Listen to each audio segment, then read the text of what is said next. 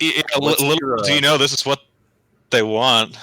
Oh yeah, I'm about to watch myself on Twitch. What's your Yeah. Twitch? I've changed it to Master Codex Streams Alright, because hang on. Codex Zodiac wasn't drawing enough attention. Oh.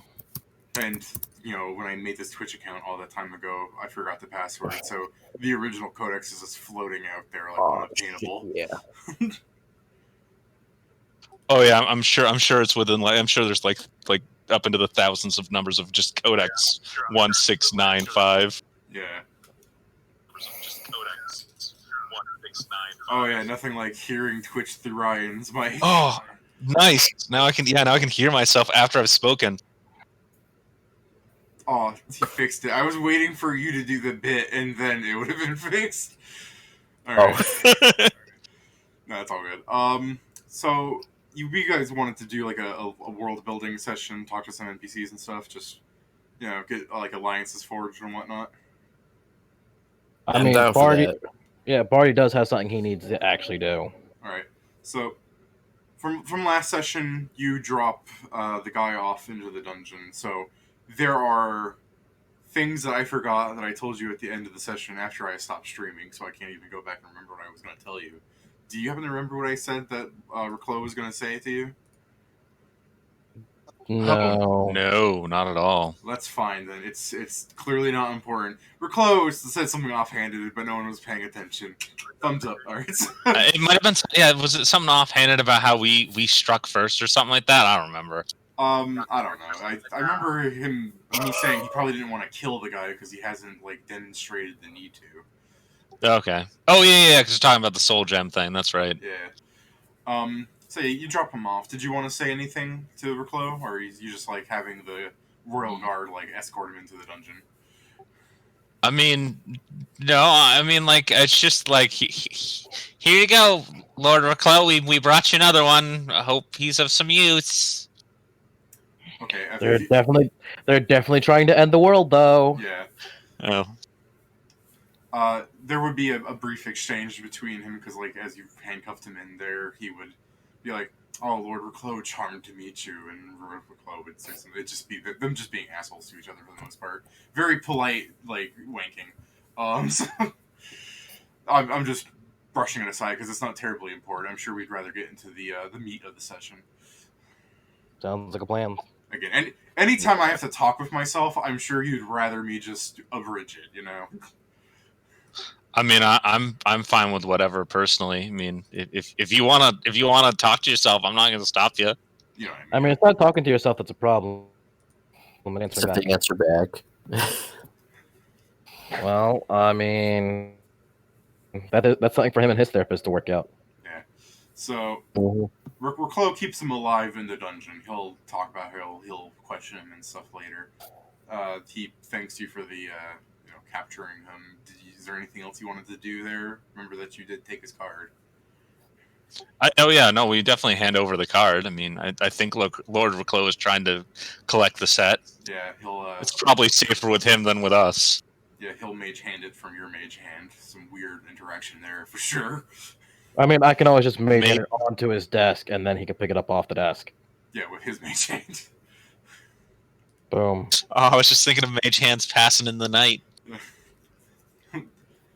I just enjoyed the joke in my head of like the two mage hands meet in the middle trying to grab the card. He's just like moving his hands like, all right, twist it a little to the left. No, your left. No, my left. No, yes, twist it. All right, so it's all passed off. He waves you farewell. I think one of the things he was going to talk about was you guys were talking about not telling him about all the stuff you took off of him, despite the fact that he doesn't care. Like, he's fine with you stealing from that guy? No, I mean, there were some party members. There was at least Torrigan was like, we shouldn't tell him. And I personally, I was like he wouldn't know. Yeah, and he's totally cool with it as is, as he let us take stuff before. So you leave his castle with like a swag bag of stolen goods. And you're out in the world just for, plot progression, like what's the word, like clearing things in. Oh my god, that's you, Ryan. I just thought that was just a chat member being weird. But yeah, just the progression stuff out of the way, like for smoothing out whatever. You know what I'm rambling about. I don't know what words are. It's been too long since I've spoke.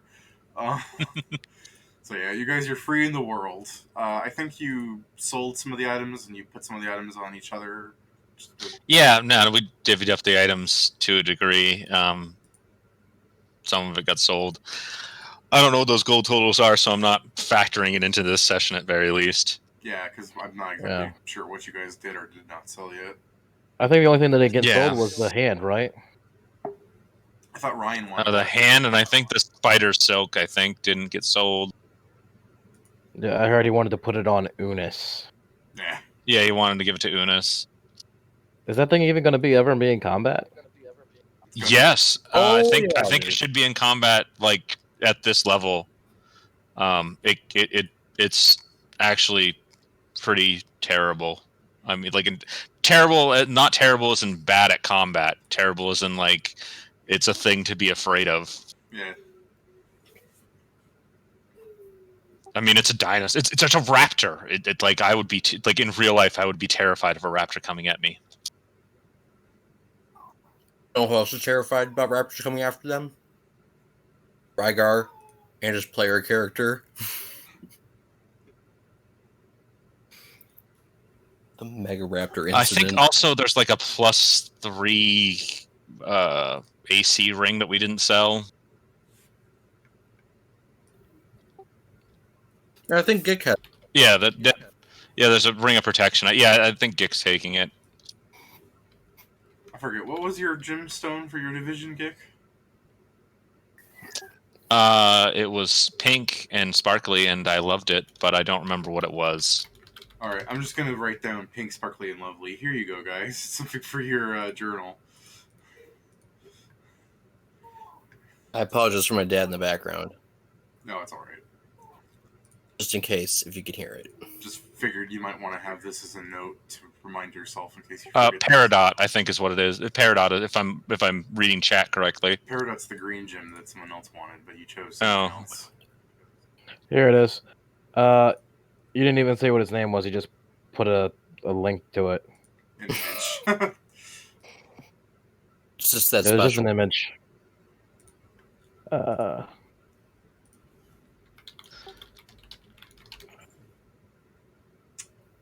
Was it a tourmaline?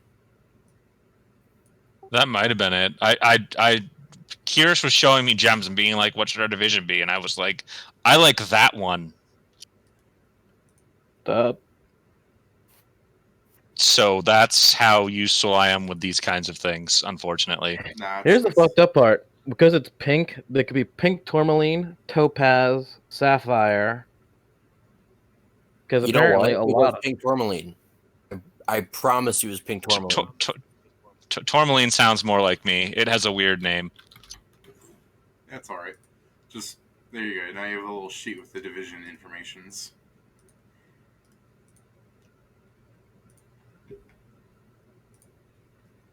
All right, sweet. All right. So, Torgen goes off and goes to attend to Agams. Devrin is perpetually like floating in a drift of space in the broken shell of the ship. So what do you guys do? Oh, I mean, what is Gick doing for his downtime? I mean, Gick's gonna do Gick's gonna visit all of his friends for sure. I mean, he'll spend his time with Carnage. He'll spend his time with Skelly Boy, and he'll spend his time with Mage Lady. I need to look up names because it's okay. So I barely remember my own like birth date. I'm like the worst person for remembering literally anything. It's fine. That's what notes are for. Yeah. Who wants to help me torture a cookie? Yeah, let's torture a cookie. I could help torture a cookie. Yes. I mean, I'll watch a cookie be tortured. I'm interested in seeing it. I'm interested too. That's why I want to help. I mean, excellent. Yeah. It's like you forgot that you laughed. It's supposed to be excellent. Mwahaha. the way I see this playing out is like you guys are just like looking at each other, going, "Well, I think we probably have some free time." You're just like, "I got to talk to Selenia, Carnage." And then maybe I'm not sure if you say the other guy's name out loud for them, considering. And then like Ryan's talking about doing inventory, and you go, "Who wants to torture a cookie?" And everyone's just like, "Yeah, forget what we were doing, just follow you off." Yeah, heck yeah, I know. Hey, if you suggest something weird enough, people will always join you for it. All right, man. So take the lead there, Bardi. All right, I'm taking you guys back to my kitchen.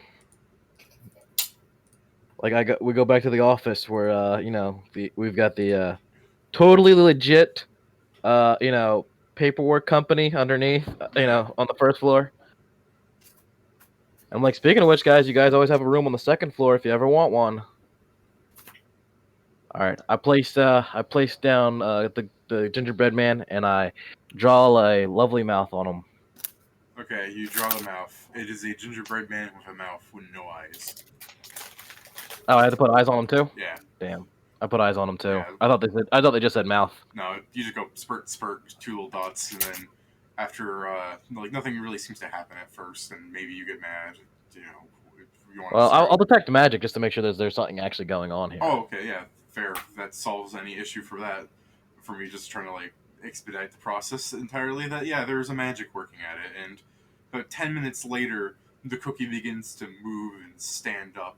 As this is like its perspective, like it's moving. It's like my limbs. It's so stiff, and it stands up, and like a rumbling noise as it rises, and it sees like this strange ground. He's like, where am I? And then he's like turning, and he sees all these giant kitchen appliances, like the knives hanging from your thing, and like a ladle and a pot. He's like, am I in some sort of giant's kitchen? And he looks down, and he goes, what happened to my body? You, and he turns to like your giant visage. He goes, "You're a monster," and you just hear, "You're a monster." And I'm like, well, I mean, dude, I was going to offer you a job, but then you ran right into the murder hobo of our party. Of our little group here. I would say the cookie begins to try to run away, but like you can just do the whole thing where you just put your hand in front of it like it's a cookie.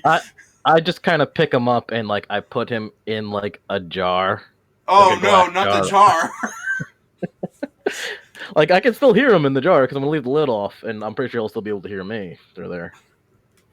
I'm like, yeah. You know what's really good about this, man?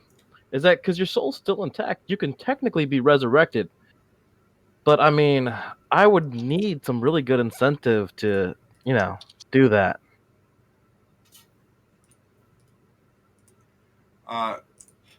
After some like complaints and him trying to rattle out of the jar, which I will attempt. Maybe he actually frees himself. Let's see.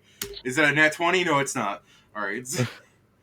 So after watching him hurt himself as his hands crumble against the side of the jar, so he stops doing that, you'll hear him do you want me to do the high voice, or should I just...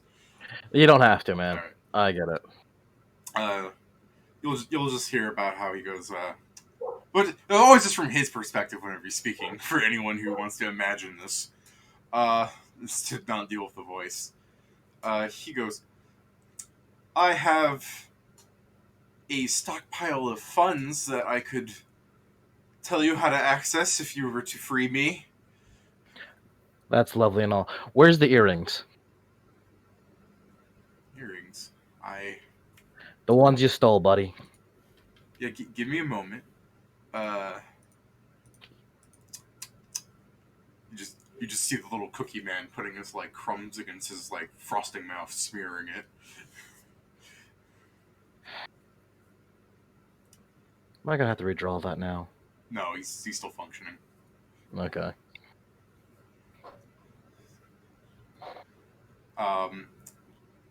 The great thing is like he can't just eat himself. Yeah, he just seems to be thinking, and like some time will pass, and it just appears like he's really deep in thought there, like he's trying to remember who you are. I grumble. I'm like, dude, I'm like, dude, remember the whole fucking army of winter witches? Goes, you pretended to... those earrings. Yeah, why do you think I've been chasing you? You see his eyes, kind of his frosting eyes, kind of looking to the side, as he goes, there's a lot of reasons people chase me there, buddy. I'm like, do you remember my mother and who she is? Vaguely?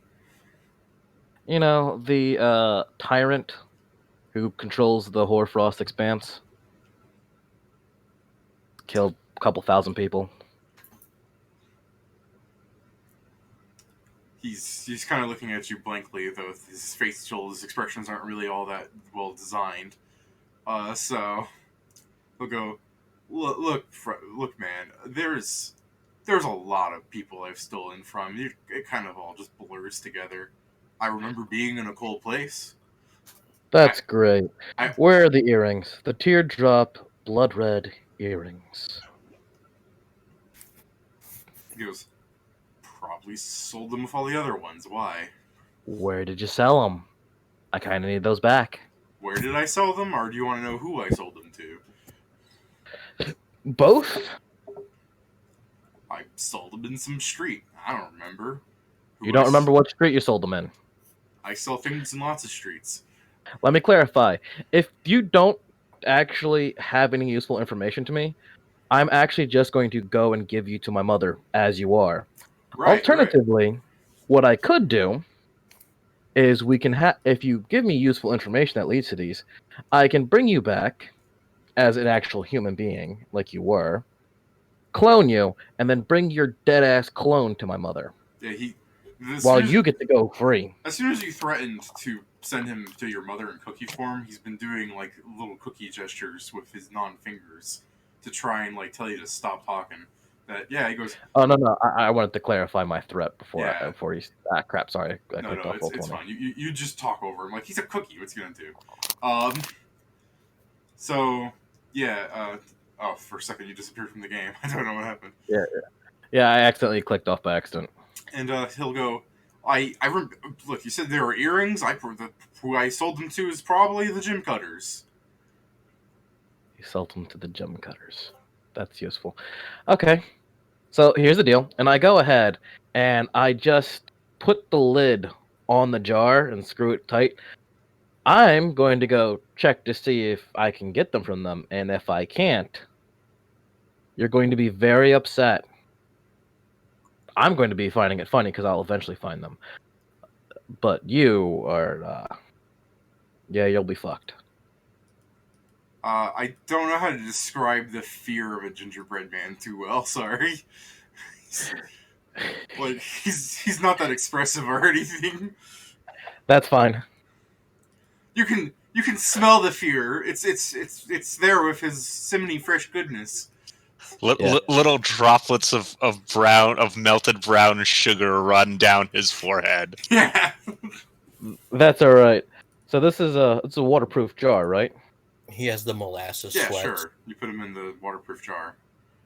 I'm asking because what I'm going to do is then I'm going to place this jar inside, so it's underneath a tub of water. So even if he breaks out, he's fucked. Oh, good. That's good protection. I was going to describe it as how like he would be like freaking out about air, and then when you come back, he's just slumped over because he doesn't breathe and he's bored. But That's even yeah. But now you just don't even see the little bastard. He's just freaking. God, imagine how terrifying that must look.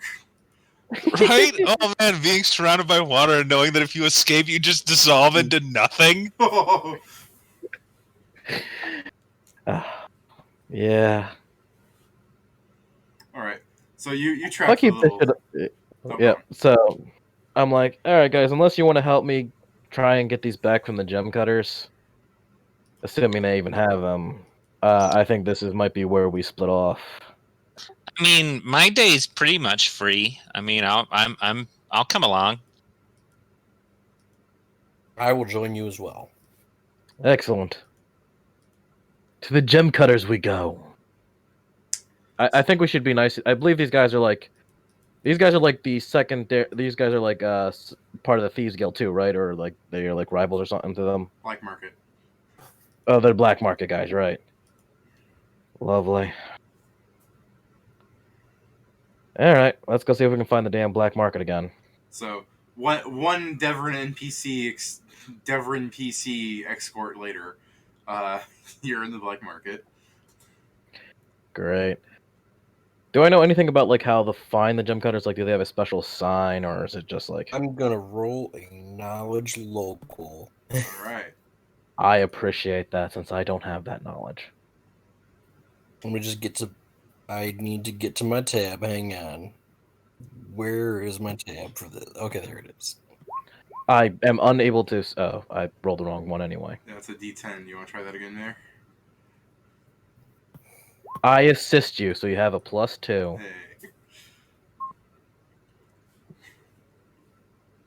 We got the same roll. All right. I was Oh, gonna yeah. say Devon's probably not gonna be upset if I let you use his NPC friend he got. I could also would be use a- diplomacy. Oh. How the Well, fuck if is my he- diplomacy higher than knowledge? Yeah. So, Ryan, you don't really know anything about the black market. It's pretty secretive. I'll even like give you a bonus for being like a shopkeep and everything, and you just like really know that you shouldn't mess with them. Yeah. So your friend there rolls a lore check, the more specific thing, the thing that no one uses from elephant in the room, but I seem to enforce for some reason, and he'll explain to you if he can come along if you want, but I don't know if you want him to look all like more people. You know what I mean. I'm not sure if you guys want the extra muscle-looking guy. Well, if if he could just take us there, we're not looking to like try and intimidate these guys. I don't think it would work anyway. Yeah. But yeah, he explains that the gem cutter symbol is how the black market operates, how it moves around and everything. You can find their shops by the mark of the post by the door, having a large piece carved out from a chisel. All right. Sounds like a plan. I mean, we're only going in a group not to intimidate, but for protection. Yeah, so he'll follow you. He'll follow you. He'll lead you out. The opposite. You follow him there.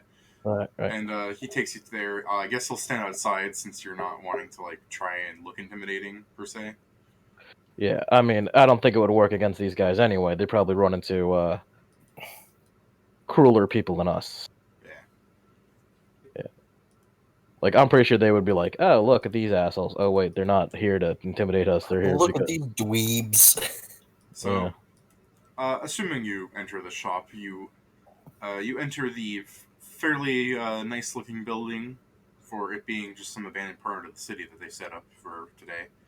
It has a table that seems to have it's of a different quality than the surrounding materials of the building originally. So they brought that in with them.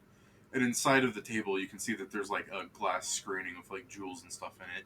You don't see your earrings, but you see pearl necklaces and lots of rings. Some of them you can even identify as just magic items you could pick out from the store. Excellent. So I'll go up. I'm assuming there's a shopkeep somewhere. Yeah, barely visible behind the counter until you call for his attention, to which he steps up off of something, presumably a stool if you just want to lean over the counter, is a little gnome man.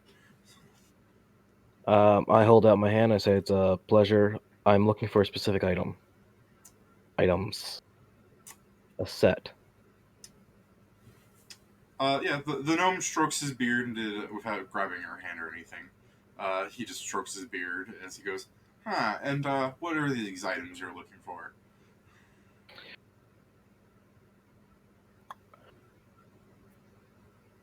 Well, I'm not sure if you know them by their name, but they are known as the Tears of Baba Yaga, although that's just a fancy name for what they are, which are teardrop earrings, blood red in color. Yeah. And he'll go, yes, I've heard of them. You looking for... I'm looking for the actual ones that were supposedly sold to you by a man known as Rojoy. He goes, well, I can't be sure that we still have it in stock, but I could go and check if you'd like.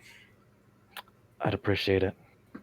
Yeah, and he'll walk off, leaving his counter completely unprotected. I mean, I'm not going to try and steal from the dude. That's not smart. Yeah.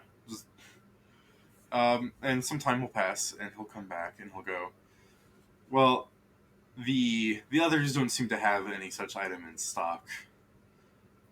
I'm assuming that means you sold them to somebody. He'll smile and give a wry shrug. And what would it take to find out who they were sold to? He'll go, if you were to partake in business with us, would you want us, releasing such information? I go, not necessarily, but I mean, the alternative is worse for everyone, including myself.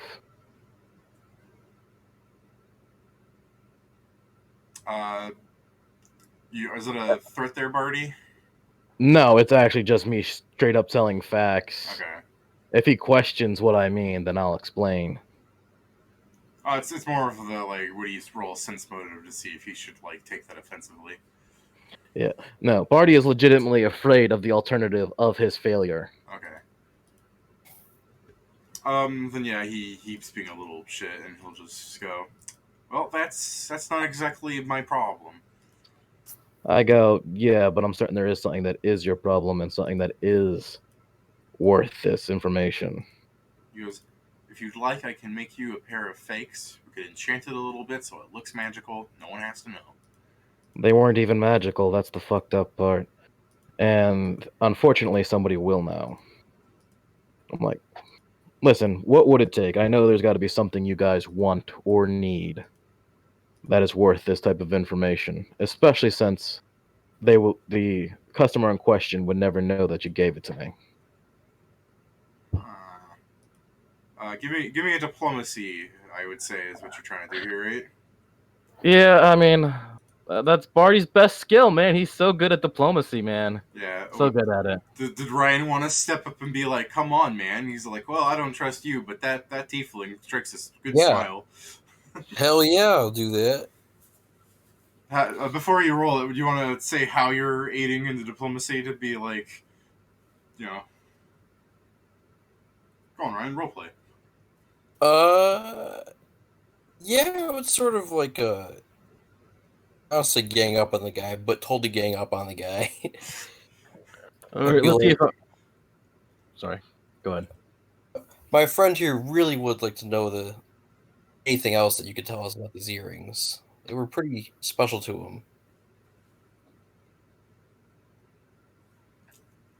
I'm guessing that would be a 22. Yeah, plus give you some bonuses from the things you said. I know I should be leaving those. More or less, I think Bardi has the higher number considering what Bardi said. You know what I mean? Yeah, fair enough. But Ryan assisted you, so yeah. And he'll go, well, I suppose if we were to procure a particularly hard gem to get... Let's make a deal, friend. Yeah. So what particularly hard gem to get is it? Well, I've heard through the grapevine that our benevolent ruler, Reclos, isn't so nice. He even practices soul magic from what I've heard. Mm-hmm. Yeah, you just don't care. He'll go, surely he must have some soul gems containing some sort of great hero or villain or some sort. Something very valuable. This is news to me. You be so sure about these claims? For us to go after Reclos, it's risking quite a lot. I mean, we don't have to go after Reclos. Yeah. I'm actually, that's more or less just me kind of like... If that was out of character... Yeah, out of character. No, but like if you said that in character, I will do the... I gotcha. I mean, this is a massive ask for him, which is why he's asking for a massive ask from us. Yeah. He goes, for your response to can you back up these claims? He'll go, no, alas, I don't think I can. You just have to believe in the rumors that I've heard. Well, it's better than any other thing we've got going, or at least I've got going. If you guys don't want to come with me on this one, I definitely understand. I mean, if you're gonna go if you're gonna go do something like that, I mean, I'll wait till after we're like out of the black market and Yeah. Giggle will be like, well, if you're gonna go try and ask Lord Reclos for something that important, I'll come along. But, Oh yeah, no, I'm definitely 100% asking. Oh, yeah. yeah. Actually, Well, I have a peculiar way to ask him. Like, I'm actually formulating. I'd like to do a huddle after we leave. oh yeah, mean, for we don't- sure. But I mean, he didn't specify a person, so if we can, even if we brought in somebody else for Lord Reclos to trap, I mean, that would still fulfill the requirements. Yeah, he's a great I hero, mean- or a great villain. in all Right. honesty, I don't know that we even technically have to get the soul gem from Lord Reclos as long as we get a soul gem of value. Right, but I think Lord Reclos would be our best bet, considering the man we know can do it, and B has been kind of has at least been open to us doing weird shit. No, I'm hoping What? this will be very easy. Just be like, sure, you can have one, no problem. I have so many. I don't know what to do with them. But in case he's like, no, we do have other means to possibly get one, hopefully. I also believe that I might be able to get him to do it without, if he says no. While, as you know, I am not the most powerful person in existence. If I could, perhaps I might be able to get my family on his side. So creating I guess a treaty between the two of them would probably be a good idea. I just don't understand why you can't just go, Mom, we found the guy that has your earrings. Kick his ass. Oh, because the exile thing was actually her being very, very kind, since normally I would just be straight up killed by See, being stripped down, covered in water, and left to freeze to death in the frozen wastes. Aren't you a frost witch? Yeah, I was level nothing when I left. Oh, okay. I didn't know anything about that. That's the I know in you- character talking. I was level nothing. And in all honesty, even if it were to happen now, he probably, even surviving it would probably still leave him exiled. He'd just be exiled and cold. Yeah, but I have a chance to get back in this manner. And even Endure Elements doesn't perfectly save you. It like if we're talking about, it's minus 45 degrees Celsius. That's still you know what I mean? Mhm. That's cool. At that point I would still end up having to make saves even with Endure Elements going. Oh, yeah. Bardi, for your exile, we will take you to 2014 Chicago during the polar vortex. Well, I mean, we're literally stationed in like pretty much what is Russia in this world, I guess. No, it's, you guys have seen the Kentucky Fried Movie clip where it's just his mom.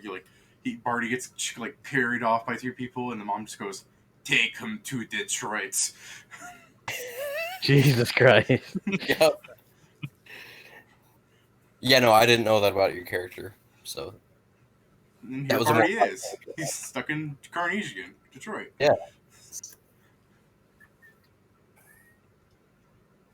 hey, man, I'm Yeah. just here because some loser stole 25 gold from me. Okay. Yeah. What? Ryan's talking about Anyway, how he's getting revenge that's over all good. 25 gold. Yeah, think about how I feel. I didn't even come here to deal with this bullshit. I was perfectly happy being a lazy piece of shit. Alright? I mean, I still am a lazy piece of shit. I'm just less of a lazy piece of shit. You've done a lot of good, Bardi. Yeah. I wonder if Magic Strix, the daughter, would have any soul gems, and I could just be like, can I get one of them? Oh, jeez, that'd be nice, right? Yeah, you two are welcome to try whatever you want to try. God, I really hope this becomes the one small favorite quest of RuneScape now. You guys ever play that? I have no! I have Fuck never, you! No! Oh, yeah, you know what this is. I have never even played Fuck RuneScape. you! It's like that classic trope where someone goes, "Well, if you want this, I need this," and someone goes, "Well, if you want that, I need this," and that just chains down until eventually it's like a Legend of Zelda fetch quest. yes, it just like revives. Imagine if the whole Titanic movie was just one long fetch quest. Like that's what we'd be sitting through. God damn it. Fuck it. To Lord Reclose we go.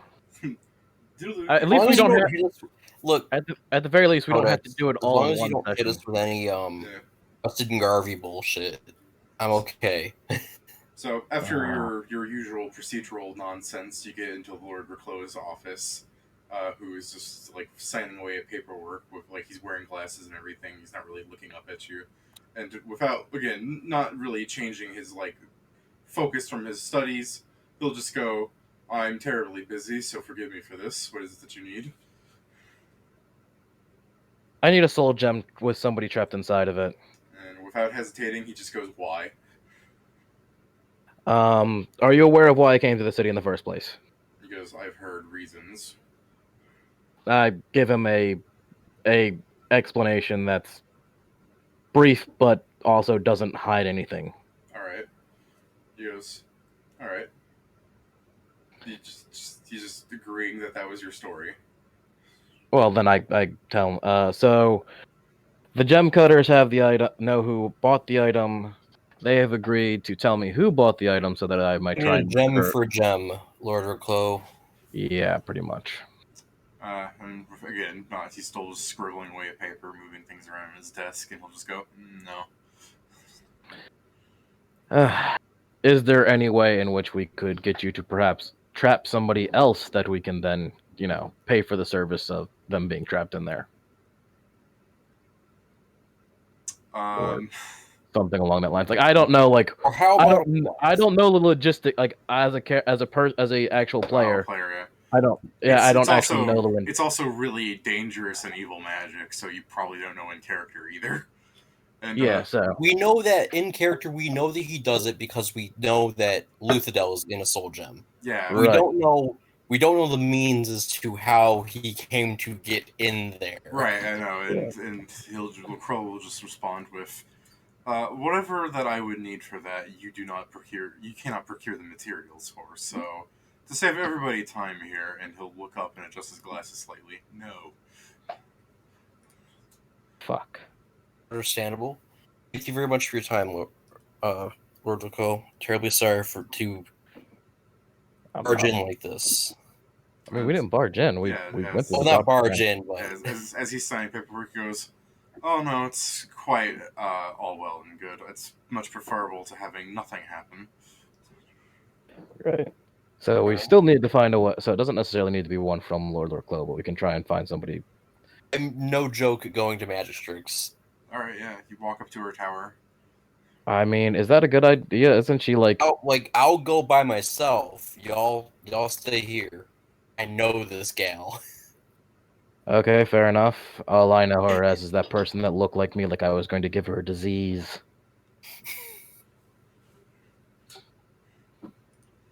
So, while he's going off by himself, did you guys want to do something by yourselves, or are you just waiting for his results from a cafe across the street? Nah, I mean they need a soul gem, so I'm gonna go do research into actual soul gems and how they work. Okay. Since I doubt my character actually knows anything about them. Yeah. You could probably do some research at my store too. I got a pretty competent staff. I would like to think so, anyway. I mean, I am just gonna wait across the street at a bistro. Yeah. I mean, out of character, I know that a soul trap is like an 8th level spell. So I doubt that you have like a person in your shop that knows 8th level magic or about it. Fuck, I didn't know that. Then never mind. Yeah, trap the soul is nasty, man. So like I could actually learn it. It's so easy.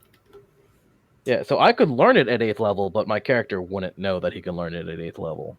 I'm at 8th level casting, not Such is the fault of having a witch character. What do you mean? Your spells are weird. I played a cartomancer witch before, and that was weirder than weird, but just how witches get their spells is Yeah. different. But so I'm gonna go, and I guess there's like a library somewhere. Yeah, there's a library in Old Town. Wait, isn't there an academy? What if Yeah, they- I mean, if you Yeah. wanted, Yes. if you wanted to go to the academy and do some research, I could take you there. I have a friend there. That would be excellent. Thank you. So apparently, I'm not eating at the bistro. I'm escorting my friend Bardi to the academy to see if we can get access to What? the better books. While you were in line getting a sandwich or whatever it is that Gik likes to eat, you're just like, hey, can I get that to go? Yeah. All right. So you two run off to the academy. So, Lasar, you go up to the tower. You cross the little field. I guess it's just like a mile of grass. So enjoy that. That's okay. I don't have fly yet. I don't get my ability to use my vestigial wings and fly until next level. I would think flying would be equally tiring crossing just an expanse of what is mostly nothing. Like you're still I controlling. mean, I get a 60-foot fly speed when I do get fly. But yeah, it would take less time, I suppose. Yeah, there's that. Yeah, did you want to But run there- across the field? Like, there's nothing stopping you. Just your Can I own. frolic? Can I frolic across the field? You throw down flower seeds, so in a few years it'll look better. Yep. All right. Basically, I wanted to click that field from the Smash Bros. Commercial. Yeah. The original Smash Bros. Commercial. You know the la da da da da da. Exactly. All right. That's the one. You stand before the tower's door. You look up. It's tower for quite a while. Then there's cloud.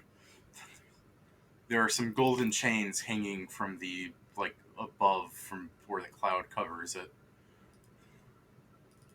Oh my god. This bitch. Aside of my, there's no like bell system, is there? No. Lady Magistrix.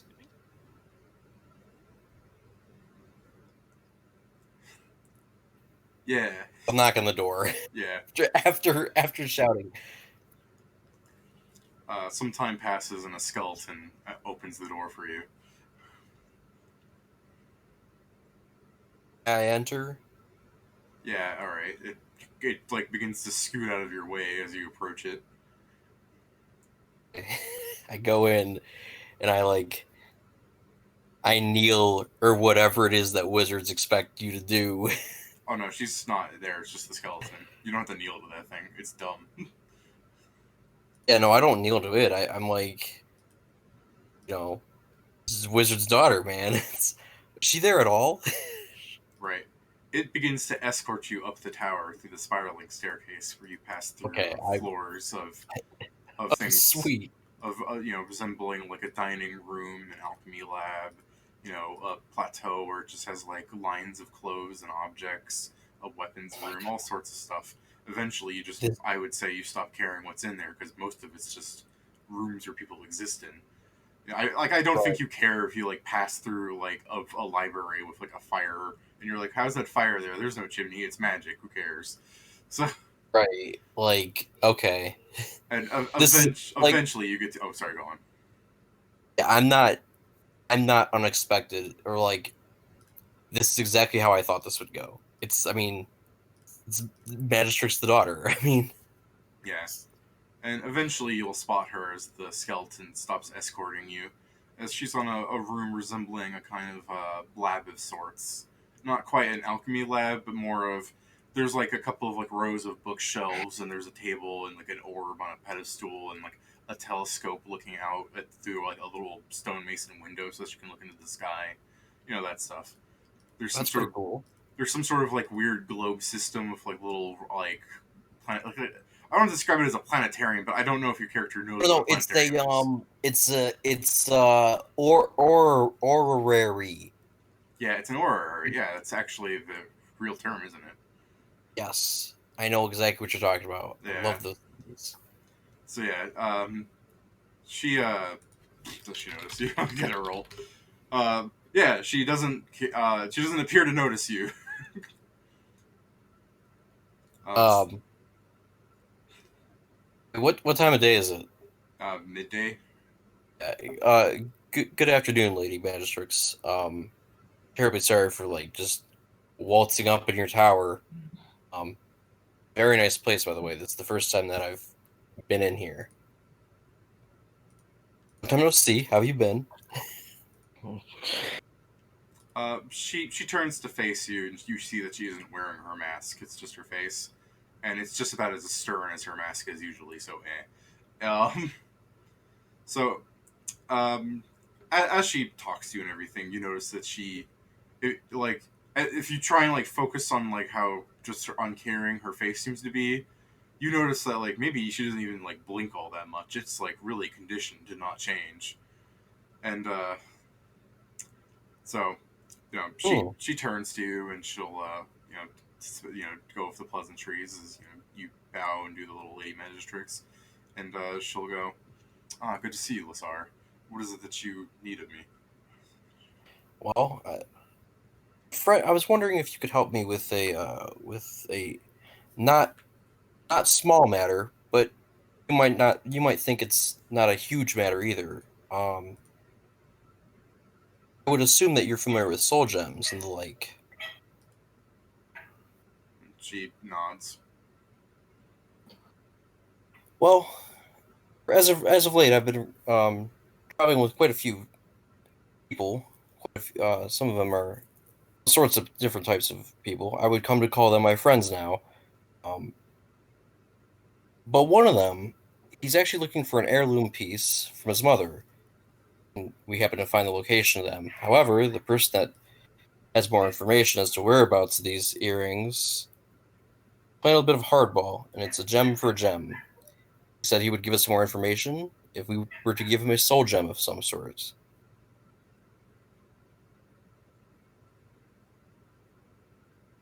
Okay, she's staring at you. I was just wondering if you wouldn't happen to have any extras lying around, or you would know where I could procure one, would you? Yeah, she'll just go, if you're asking for me to create a soul gem, I would just need a crystal lens of a pristine quality from you, and she, ponders for a moment and goes, well, I suppose the easiest one to do would to get someone on death row, wouldn't it? I suppose it would. I suppose it would. She'll go to another floor if you want to follow her. Well, she'll rummage around for her own crystal lens, and then say that you owe her money. And Oh, okay. well, more or less, she's just asking for you to replace it. Yeah, okay. Well, that's not a problem, Lady Magistrix. Yeah, and death row, huh? Let's see. She ponders this for a moment and goes, unfortunately, most of the people that are on death row we exiled to the Isle of Man. Ah. That is a bit of a ways. That is a bit of a journey. I suppose it wouldn't be missed if we were to bring an individual back. It'd be a lot easier than, happening upon a currently occupied soul gem. Oh my gosh, sorry. I'm sorry. She'll tell you, going, you might not be familiar with Man. How are you? Truthfully, I'm not, Lady Magistrix. I know of his existence. I don't know anything more than that. She goes, during the time of the barbarian kings, one of such was a. And she hesitates a moment and goes, I suppose it was a changeling of some sort, which humorously referred to himself as Hugh Man. It ended poorly when it used an artifact that another of the barbarian kings had somehow successfully reached in breaking, which resulted in the entire island. It's a cataclysmic wasteland now. Magical events just seem to happen willy nilly, and she uses that word willy nilly. And she'll go, it's not safe to teleport in or out of there, so most people take a boat, which is somewhat fortified. It uses a dark wood. The main concern is if you really wanted, I could drop you in close, but I'm not going to go on a go there. I would say it'd probably be easier to try and arrest someone who deserves it, rather than pull someone out. But if you can't, and your friend needs this, then yes, I can act as some way to close the gap around. Right. Well, thank you very much, Lady Magistrix. Your words have been very helpful to me. I will let you know what we find. If we were able to arrest anybody around here, I shall bring them to you at once. Partly, I want to have her be like someone that actually deserves to be soul gemmed, but I'm not sure she cares enough to clarify that. I get out my notebook and I will go back through that part where she said that, and I will underline it more. Yeah. Deserves to be soul gemmed. Underline. Well, that's what I mean. It's I think she should trust you enough to be like, hey, are you stealing bread? Welcome to the abyss, motherfucker. Right. Jesus Right. Christ. But there was one other thing, Lady Magistrix.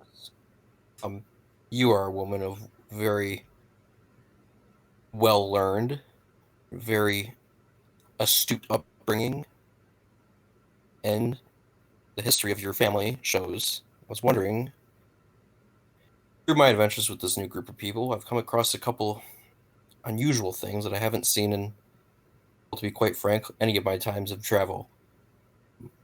You're familiar with tarot cards at all, or hero cards at all? She goes, yes, I'm familiar with hero cards. Are you working with that group that Reclo had made? I don't know about working with, and I don't know if that was the one that Verclo made.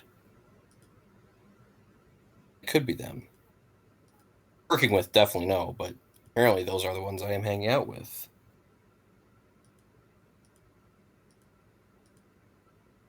She's just looking at you.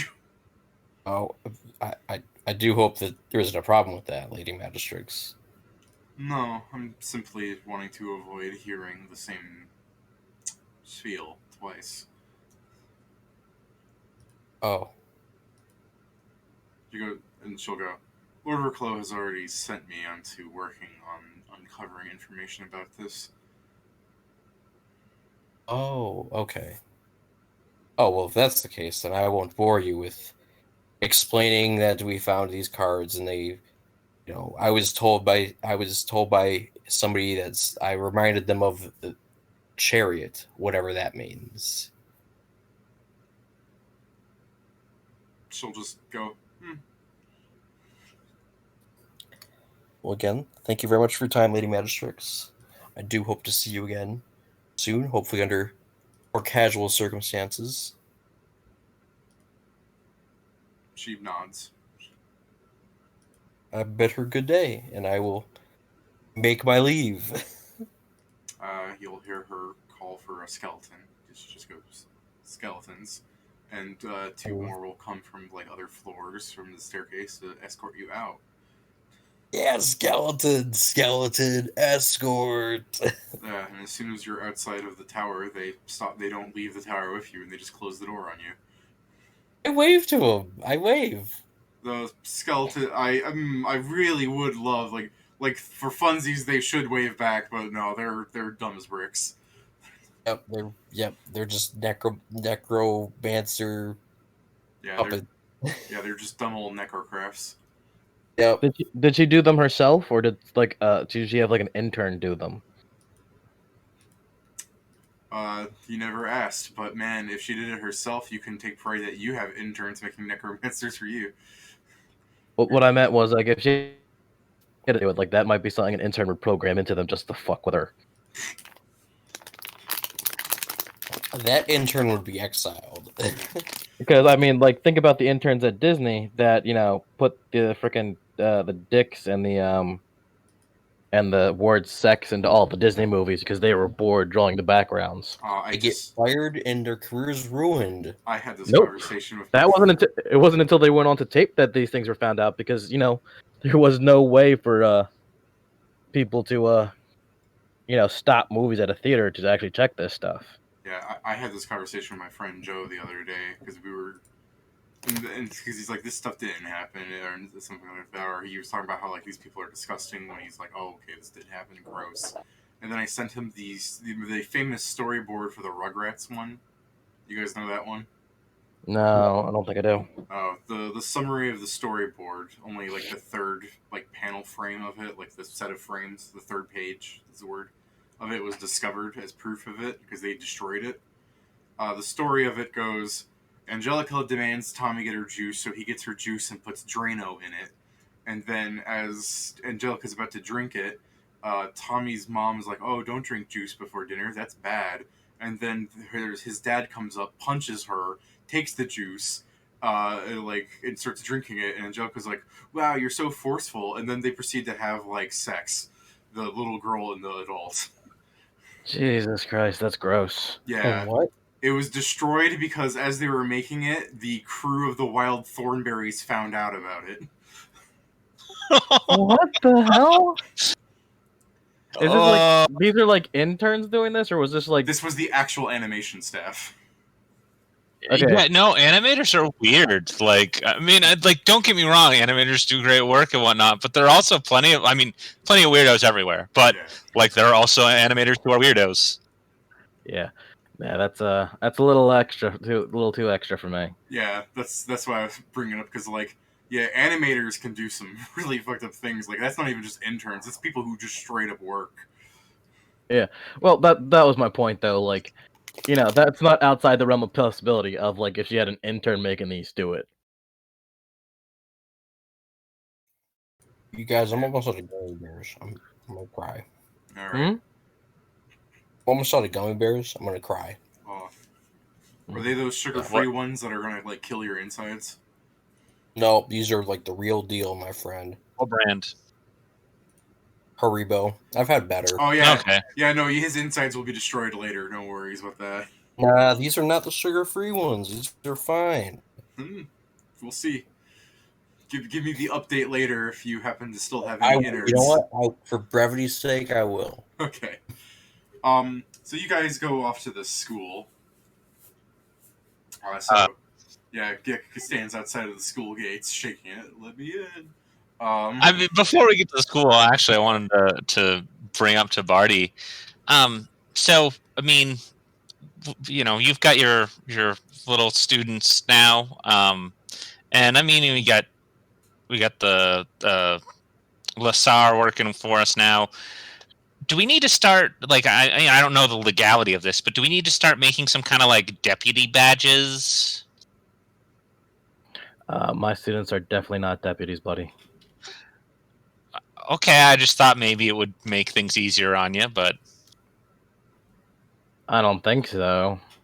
I think it would actually probably be very detrimental to them, especially since their parents are pretty sure that they're just, they're all the head cleaners, Oh, okay. You're just going with the lie approach. Yeah, I mean, would you tell the truth to people who don't understand the difference? Dude, they're all peasants. Most of them only know farming. Trying to explain magic to them is difficult. I mean, that's just. I mean, how you want to handle it's your thing, man. I'm not gonna tell you what to do. I just was offering. And just in case. Oh, go on. Also, just in case Edict Force ends up being a big-ass target, which it might, all things considered, I'd rather not have children running around with a big-ass target on their back that says, hey, stab here. No, understandable. Yeah, though I was thinking, as you're just walking down Majestic's rural streets and you're talking about, like, they're farm people. they don't understand magic. Some sorcerers just in the background, like thumbing at you, like this guy needs to understand magic to cast it. What a loser! That's like me. Like I'm with being a magus. Magic just comes to me. I don't got to do no book reading. It's all fun. It's all fun and games until the sorcerer runs out of spell slots. It's like even with Bardi being a witch, you don't really need to study your spells. You were granted your spells via a patron. I'm technically a warlock, in a sense. Right. That's Like- fucking dope. But I still do actually learn the magic behind them because essentially my familiar is my teacher. Yeah, I know what you mean by Exactly. technically you're a warlock, but in Pathfinder it's just gender neutral. Well, no, I meant like in 5e, a warlock has a patron that grants them spells. Oh, is that what you're referring to? Yeah. Yeah. Because the male form of a witch is a warlock, but they're like different classes and things. So See, I think personally that the gendered magic bullshit is dumb. Wizards are like academia, sorcerers are like magic jocks, and have you guys? I'm pretty sure you guys have seen that fucking meme. By this magic point. jocks. Yeah, and I like, haven't, but I mean, I get it. and witches are ones with more of a focus on on the body. That's why we get so many buff spells and shit, and even healing spells. Anyway, but yeah, that's my thought on that. I mean, if you really want to deputize them, I won't stop you, but I mean, I don't think it's a great idea. No, I just I was looking down the road and possibly setting a precedent that with people that essentially aren't a direct part of edict force, we would have some way to legalize their actions so that they don't just get stopped. If we send someone out to do something, they don't just get stopped and they're like, "Hey, what are you doing?" And they're like, "Well, so and so told me to do this." Well, you have no authority to do this, so you don't get to do it. Can I make a profession lawyer check to see if I know what the legal actions would be there? For like people doing citizens arrests and stuff. Well, no, it's people that we specifically have work for us that aren't actually 100% like a member of Edict Force. Like maybe we have a messenger doing something for us or whatever. Okay, yeah. I think that's what Gick's asking. Okay, go ahead. It's kind of a loaded question in the sense that you got 20. So, what specifically are you asking so I can give you like a straightforward answer here? All right, so like out of character to be like more specific than Gick would necessarily be. Yeah, man rolled a 20. He knows exactly what you're talking about. Yeah, essentially, like Gick is just asking, like in the case of someone like Devrin or Lasar, who has, like, as far as Gick knows, no authority to like essentially perform actions that a regular citizen couldn't perform. Like that Edict Force might require them to perform, like essentially like getting into fights, fucking having to possibly steal shit. Like they perform off of your authority, meaning anything that they do that's bad also links to you. and the authorities will literally just take our word that we said they were doing this for us. Yeah, you're a high-ranking official. How do you? Oh. That's like part of the reason on how like Cosmo gets away with so much bullshit. No, that's fine if that's how it works. I'm just surprised is all, because I'm like I said, I'm just surprised because I assumed they had a more like rigid legal system, but apparently my word is good for whatever I need it to be good for. So like if they get caught, yeah, they'll like start performing them like they're not, and they might not believe them that like no, he said this is fine. They're like, yeah, sure. But if they go and check on you and you're like, yeah, they're like, okay, my bad, and they'll let them go. Does that make sense to you? Yeah. No, I mean it's like, yeah, the fact that they would get stopped is a little troublesome, but I mean, I guess we'll just have to work around that. Well, if they did their job right in the first place, they wouldn't have gotten won't get stopped. caught, yeah. Sometimes you gotta do tough love. Like when my mother. Yeah, I just. Oh, sorry. Go ahead. I was just saying, like, it means that, like, like, essentially, like, we need to be physically present to actually have an action carried through that has to be done publicly. I mean, you could make deputy badges, deputize them, and let other people in the precinct know what that means. You know? Mm-hmm. so that when they do get caught, they can pull out the badges. But again, the downside of that is someone happens to like steal one of them, then they can run around and say, "No, you said so. Here's the badge." And they're like, "All right, this is weird. Can't believe Gick did this. Time to go fucking talk to him." Yeah, no, like I said, I mean, if Bardi, it's Bardi's call as to what he tells Gick can or can't be done. Well, I mean, an idea is that we could potentially create an actual list of people that we truly do deputize, give them a badge, and then if somebody does get a hold of them, we can be like, nope, we gave you an updated list. As long as we keep an updated list going, we might be able to get away with it, even if someone steals it. It's like, oh no, I'm this, and then it's like, no, you're not on the fucking list. How about that? But even then, that's still iffy. It would still slow things down a little bit, but it sounds like a fair compromise. But I mean, really, you're the one I'd be asking to do this work. It's really up to you if you want to do that if you want to do the paperwork to get this set up. I'm not gonna force you to do something you don't want to do. It's not about that. It's more of just a situation of is it necessary. Once you start adding more regulations into something, you kind of have to deal with the fact that those regulations are now always going to exist. Well, I mean, I think it would be convenient to be able to offer that, but and I mean, yes, we'll have to. It's something that would have to be maintained. But I mean, I personally would like it, but I mean, like I said, I'm not gonna impose myself. Listen, Gick, if you want it done, say it and I'll do it. But if you give me a way to not do work, I'm going to choose not doing work over work every time. That's really like it's not his. I'm just saying like his character is lazy, so you might think he wouldn't explain that. That just shows how much of a friend he is to Gick. Yeah, no, seriously. Well, then yes, Bardi, I would like you to do that. Yes, I would like you to do that, Bardi. Okay. Just keep in mind for this stuff that bureaucracy only gets harder and tighter the more you add to it. That's why most bureaucratic systems are as fucked up as they are, because old rules are never gotten rid of. New rules are just always added on. Well, God, I just imagine somewhere Lord Reclose just like preach. Yeah, so I'm like, I'm not saying it's a bad thing. I'm just saying, remember, if you want to add more stuff, that the old stuff is never going to be gotten rid of either. So you have to future-proof this before we have to make sure we future-proof it before we put it into effect.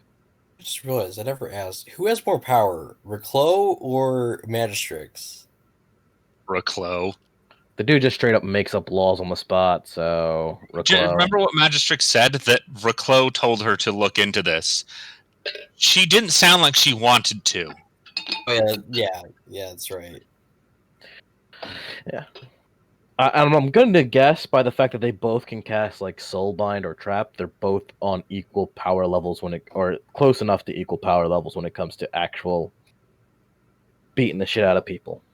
Yeah, like curb stomping magic. Yeah.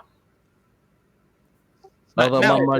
my money would probably go to Lord Reclo because he'd probably have people backing him up in the fight. I'd back Magistrix up. I'm sorry, buddy. We'd be on the opposite sides of that field. But what if we weren't? What do you mean, what if we weren't? I mean, like, what if Reclo is like a secret bad guy? Well, that changes things, but I mean, based on what we know right now. Right. No, like, I'm just saying, no, I'm like... obviously, if new information comes to light, then my opinion may change. So, Gick, while Bardi is talking to Lasar on their cell phone device, their little crystal orb of messaging. Yeah. Sorry. Just as you're like walking to the school and it's within sight, just something you don't have to pick up on it. I'm just not forcing you. Wink, wink. But there is a strange fellow, a man in a black robe, but he's clearly an elf from the way like it points out. Like he's got big elf ears. You know what I mean? Like those are daggers back there. Mm-hmm. And as he's the covered man's like talking, he's just openly selling. You can see it on the sign as he's screaming, "Free cursed sword for sale!" That's hilarious. he'll tap Bardi on the shoulder and just kind of point like, It's in an alleyway, by the way. what? Yeah. He goes, He goes. oh god. Sorry. Go ahead. No, I was responding to Gek. He just like turns to you. He's like, "Freak or sword." My cat Sith has free see invisibility. Is there invisible people down that alleyway? No, but you know how badly I just wanted to say yes at this point. Yeah. I guess we'll both make a perception check here.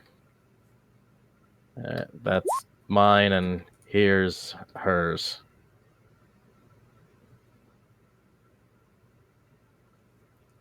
It appears to be a male elf of a very slender, like inhumanly so quality. But I mean, inhuman is not really a problem because he's an elf, so you know. So he's a really, really scrawny looking man with pointy ears and long blonde hair. He's wearing green underneath all that black. And there are like splotches of his skin where, rather than being like the extreme pale that it is, it appears to be like a dark shade of brown. Detect magic. Yeah, Thank you. That sword is magic, yes. Is anything else? I mean, yeah, there's some things on him that are magic, but like that's just like belts and shoes and stuff. Like just a few like odds and ends. It's not like overwhelming magic. No. The sword's is pretty cursed though. It's pretty magical at the very least. But I'm gonna say cursed because he's just openly declaring it to be so. I said, why don't you come out the alleyway and we'll talk, buddy? He goes, I'd rather not be in the street. And I'm like, okay, what's the curse? It goes, what? If I tell you, you won't take it. I mean, but if you do tell me, I might be able to help you break it.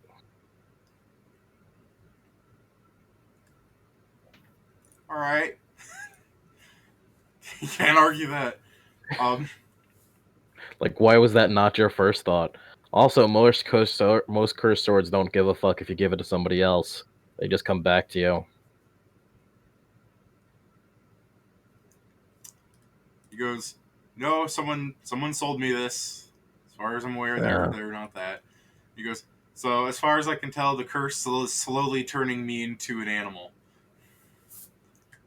That's fucked. Let me do a spellcraft check on this damn thing. All right.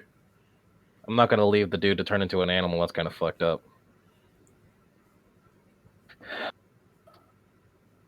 And I'm supposed to be the good guy. Yeah. 32. It's a kind of I don't want to say it's a rapier. It's thicker than that, but it has like the hilt of a rapier. It's like a scimitar thing. It's like a swashbuckler sword, I guess. So Bardi would know it as a pirate sword. Excellent. Yeah, it's a pirate sword. That's all Bardi would get from it. It doesn't curve, so it's weird. I don't know how to explain it about But other than that, it appears to be a the equivalent to it. You can see that it can do like this from how well you're able to identify this. Also, you're identifying this without picking the thing up, right? Actually, I don't have to, and plus with detect magic, actually, I think detect magic, because I've been focusing on it, would actually give me a bonus to my spellcraft. Let me just check real quick. Yeah, but like I said, you're not picking it up. Fuck no, I'm not stupid. All right. So the curse doesn't appear to be too evident on it. Like it's hidden on that thing pretty well. But other than that, it looks like a really nice sword. It looks like it's like around +3 in the tiers of like the enhancement bonus on it, and it can make it so that when you kill someone, they turn into a lizard. Dude, this thing's turning you into a lizard. That would explain the brown splotchy bits. What I know about how to, so we would have to cast remove curse on him. Yeah, that's how. Like, let me see here.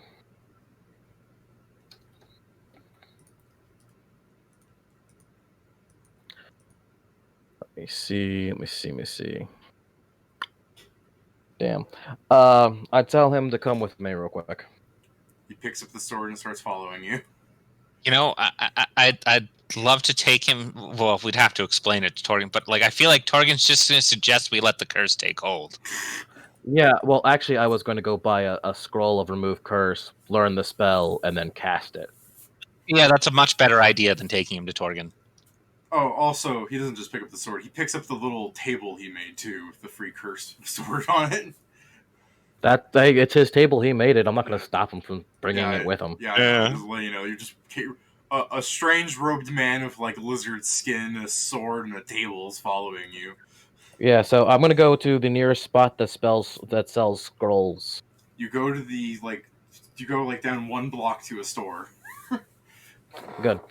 Yo, boss, I need a spell scroll of remove curse. Yeah, as the humans like just like moving scrolls around in slots, he's like, yeah, well, it's down here, and he's like pulls it out and begins to turn to you. He's like, okay, yeah, I can see why you need that thing. And you'll do the little transaction. Yeah, how much is it? I don't know. Oh, yeah, let me go pull up the price. As I'm doing a weird Google search, scrolls, Pathfinder. It's equal to the level of the spell times the creator's caster level times 25. It's a 3rd level spell. Yeah, it'd be 3rd. 375. Yeah. 375 Oh, that's not gold bad. for a cleric. I mean, and I'm going to pay for it since I'm actually going to be learning the spell myself. You know what I mean? Yeah. I'll cover half the cost. So as you're like spending time learning that, like outside of the shop, the guy's like resumed his like free curse sword for sale. I'm like, dude, if you It's sell that to just somebody else, sir, we are literally guards. We will arrest you. He goes, Sit the fuck down. He goes, I'm just offering a free sword. I'm not hiding the fact that it's cursed. I will literally arrest you, dude. And then shove it up your ass. Do you understand what Edict Force like handles in terms of crimes? Are you asking the elf or your fleshling friend? Yeah. No, I'm asking the elf. The guy trying to sell the cursed sword. Yeah, no, he goes, what's an Edict Force? We're an elite part of the guard, and wouldn't you know, selling cursed swords is something that we deal with, even if it's for free.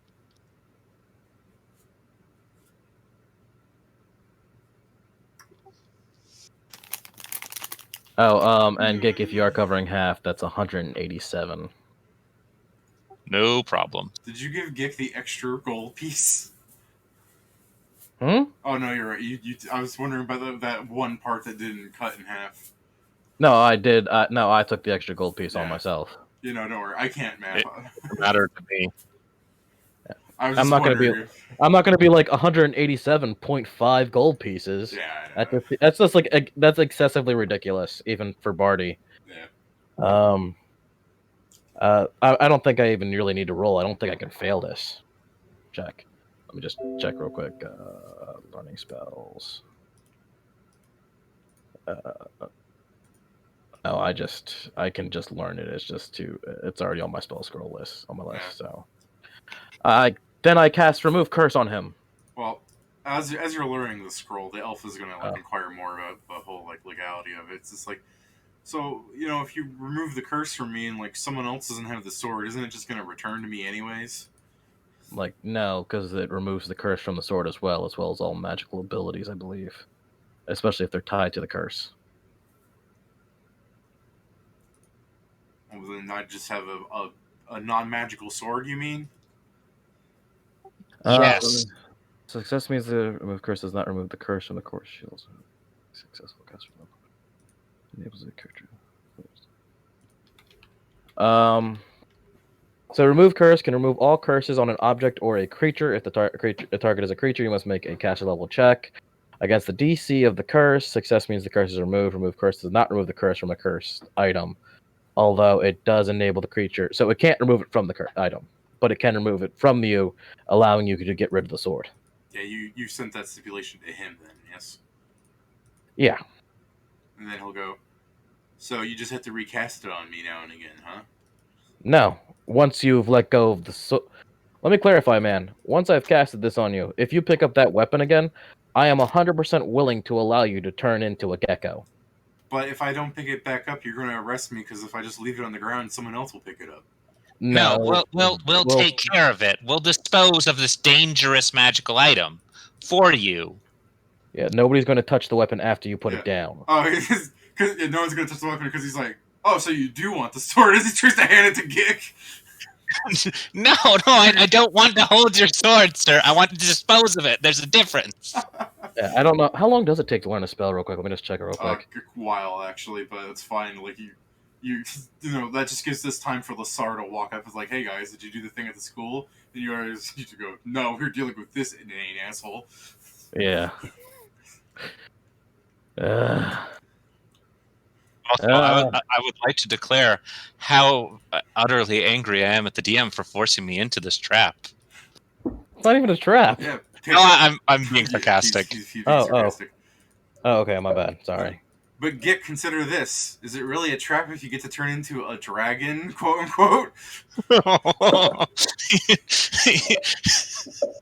Oh, you mean like a bearded dragon? Yeah.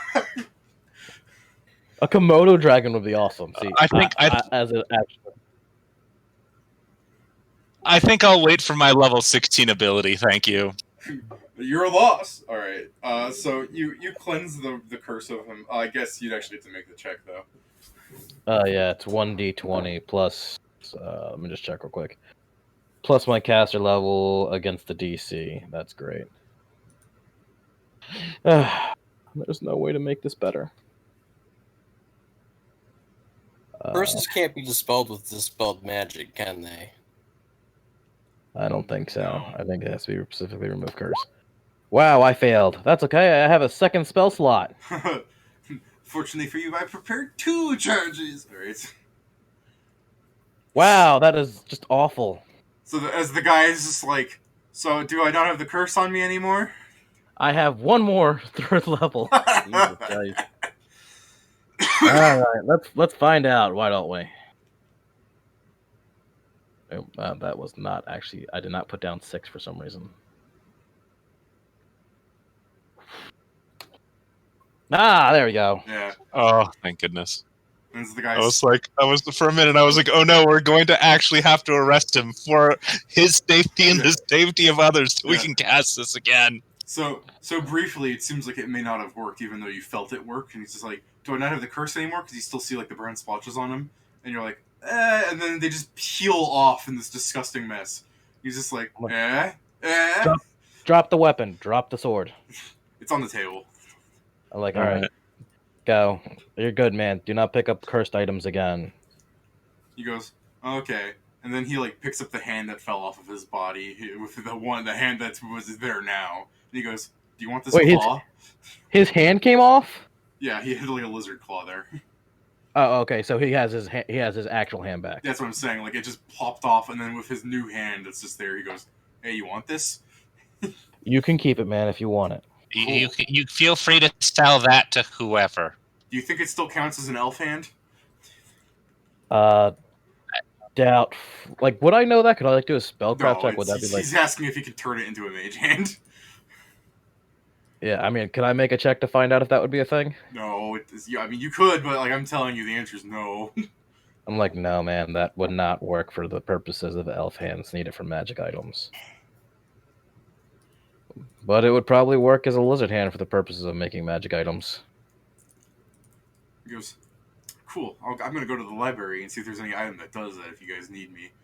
And he like with his lizard hand in his hand, he salutes you with his lizard hand like a douche, and he starts walking off towards the direction of Old Town.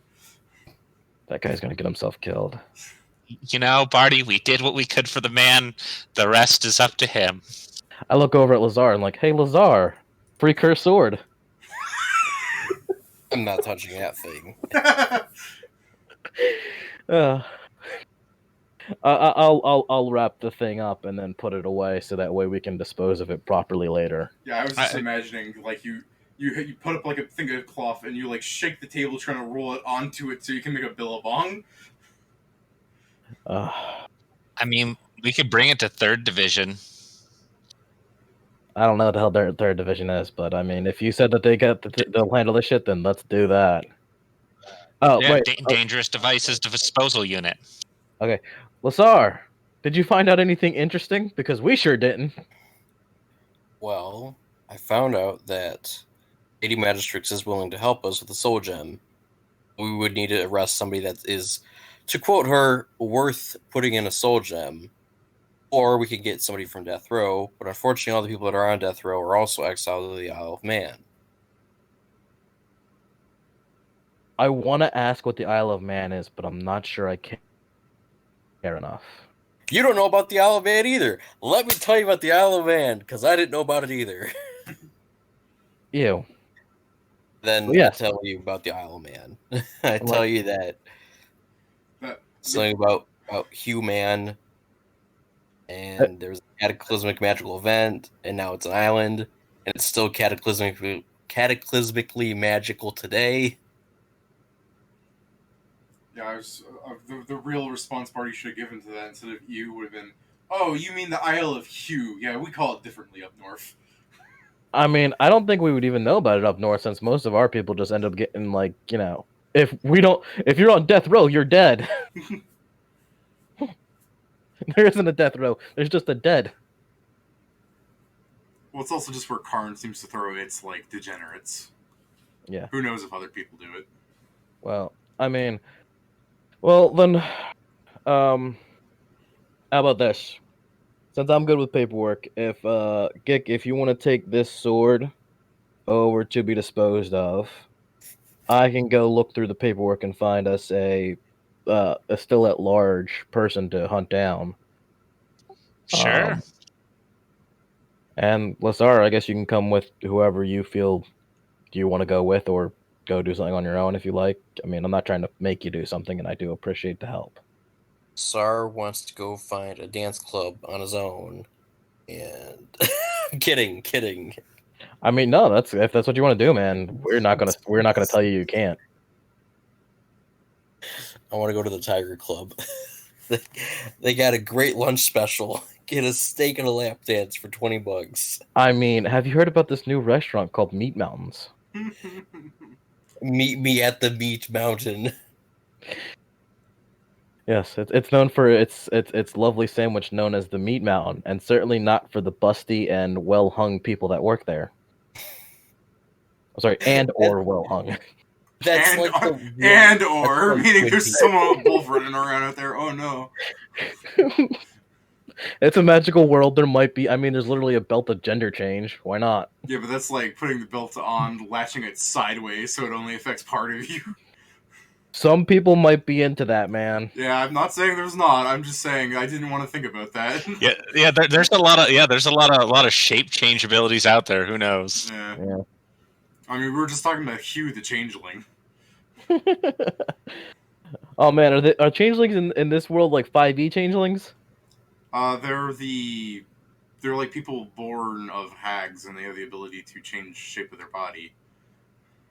Well, I thought like maybe we were talking like because I don't think changelings in Pathfinder have that ability. No, I don't think they do. They're literally just half hags. They can get that ability as they become full hags. It's like part of their upbringing or something. What's the word? Oh, like one of their special like breed things. Yeah, like Trait? as they're becoming a hag, they can access magic. It's not something players get because it's supposed to be you are no longer a player at that point. You're becoming a witch. You started taking like race level kind of things. Yeah, it's like the Deep One hybrid monsters. Like they can be player characters, but at a certain point they become like a giant sea serpent thing. Mm-hmm. It's just it's more or less just like it's not statted for player use because the ability to change shape is pretty good, buddy. I mean, they could probably stat it as a player uses like once per day alter self or something because I know some race. Yeah, you'd think, but I guess that was like made early on in the game system, wasn't it? No, that came out in like one of the second or third or fourth Splat books, I believe. Oh. But I could be wrong. Yeah, you'd think they would then. And again, I guess books are made by different people. Yeah. I mean, have you seen the stats for gnolls? They suck. Oh yeah. Yes, they do. It's like, here's a gnoll. It does nothing. Aren't they immune to sleep? Nope. No. Yeah, gnolls are like really, really bad. Yeah, I remember. I mean, honestly. Oh yeah. I mean, honestly, if you want, if you're like, I want the Null aesthetic, but I want better stats, you just play an Azamar or a Tiefling, Yeah. and then be a Null or whatever. I still don't want Like that. That's the easy way around it. Like they have like they're not bad stats. It's just weird that their only special trait is weapon familiarity for anything with null in the name. You know, all 0 null weapons. Yeah, I'm sorry about the confusion of them sleeping. I remember there was like a person who just spammed sleep hex in my game, and I remember them saying that gnolls and elves are immune to it. Just have us fight those. I'm like, that's not the point, because the other players. It's also weird that you would be like I understand elves, but Knolls is a weird suggestion. Yeah. Well, it's because the other players were complaining that every encounter just became him sleeping things and coup de grace them, so that like the fights weren't as interesting. Yeah, they were really low level. Like they were level 2. I wasn't throwing anything immune to sleep at them yet. And the first thing that became immune to sleep, he quit the game. Oh man, that's fucked up. So yeah. Oh yeah. I remember when that's rough. It brings me back to like the control sorcerer I made that like the DM threw stuff that I couldn't control. I was like, okay, well I get to use my other spells now then. Cool. Yeah.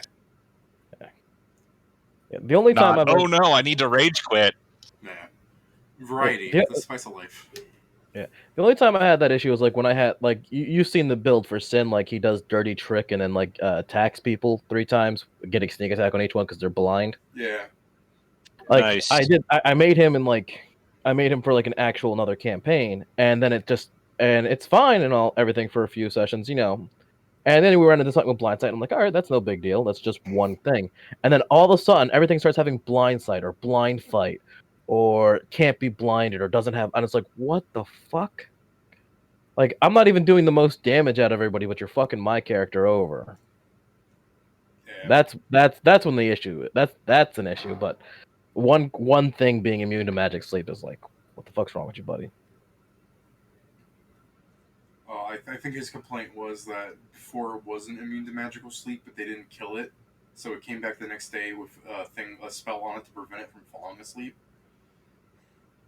That's just even smart of the enemy. Like, yeah. Oh well, like ooh, the enemies have intelligence.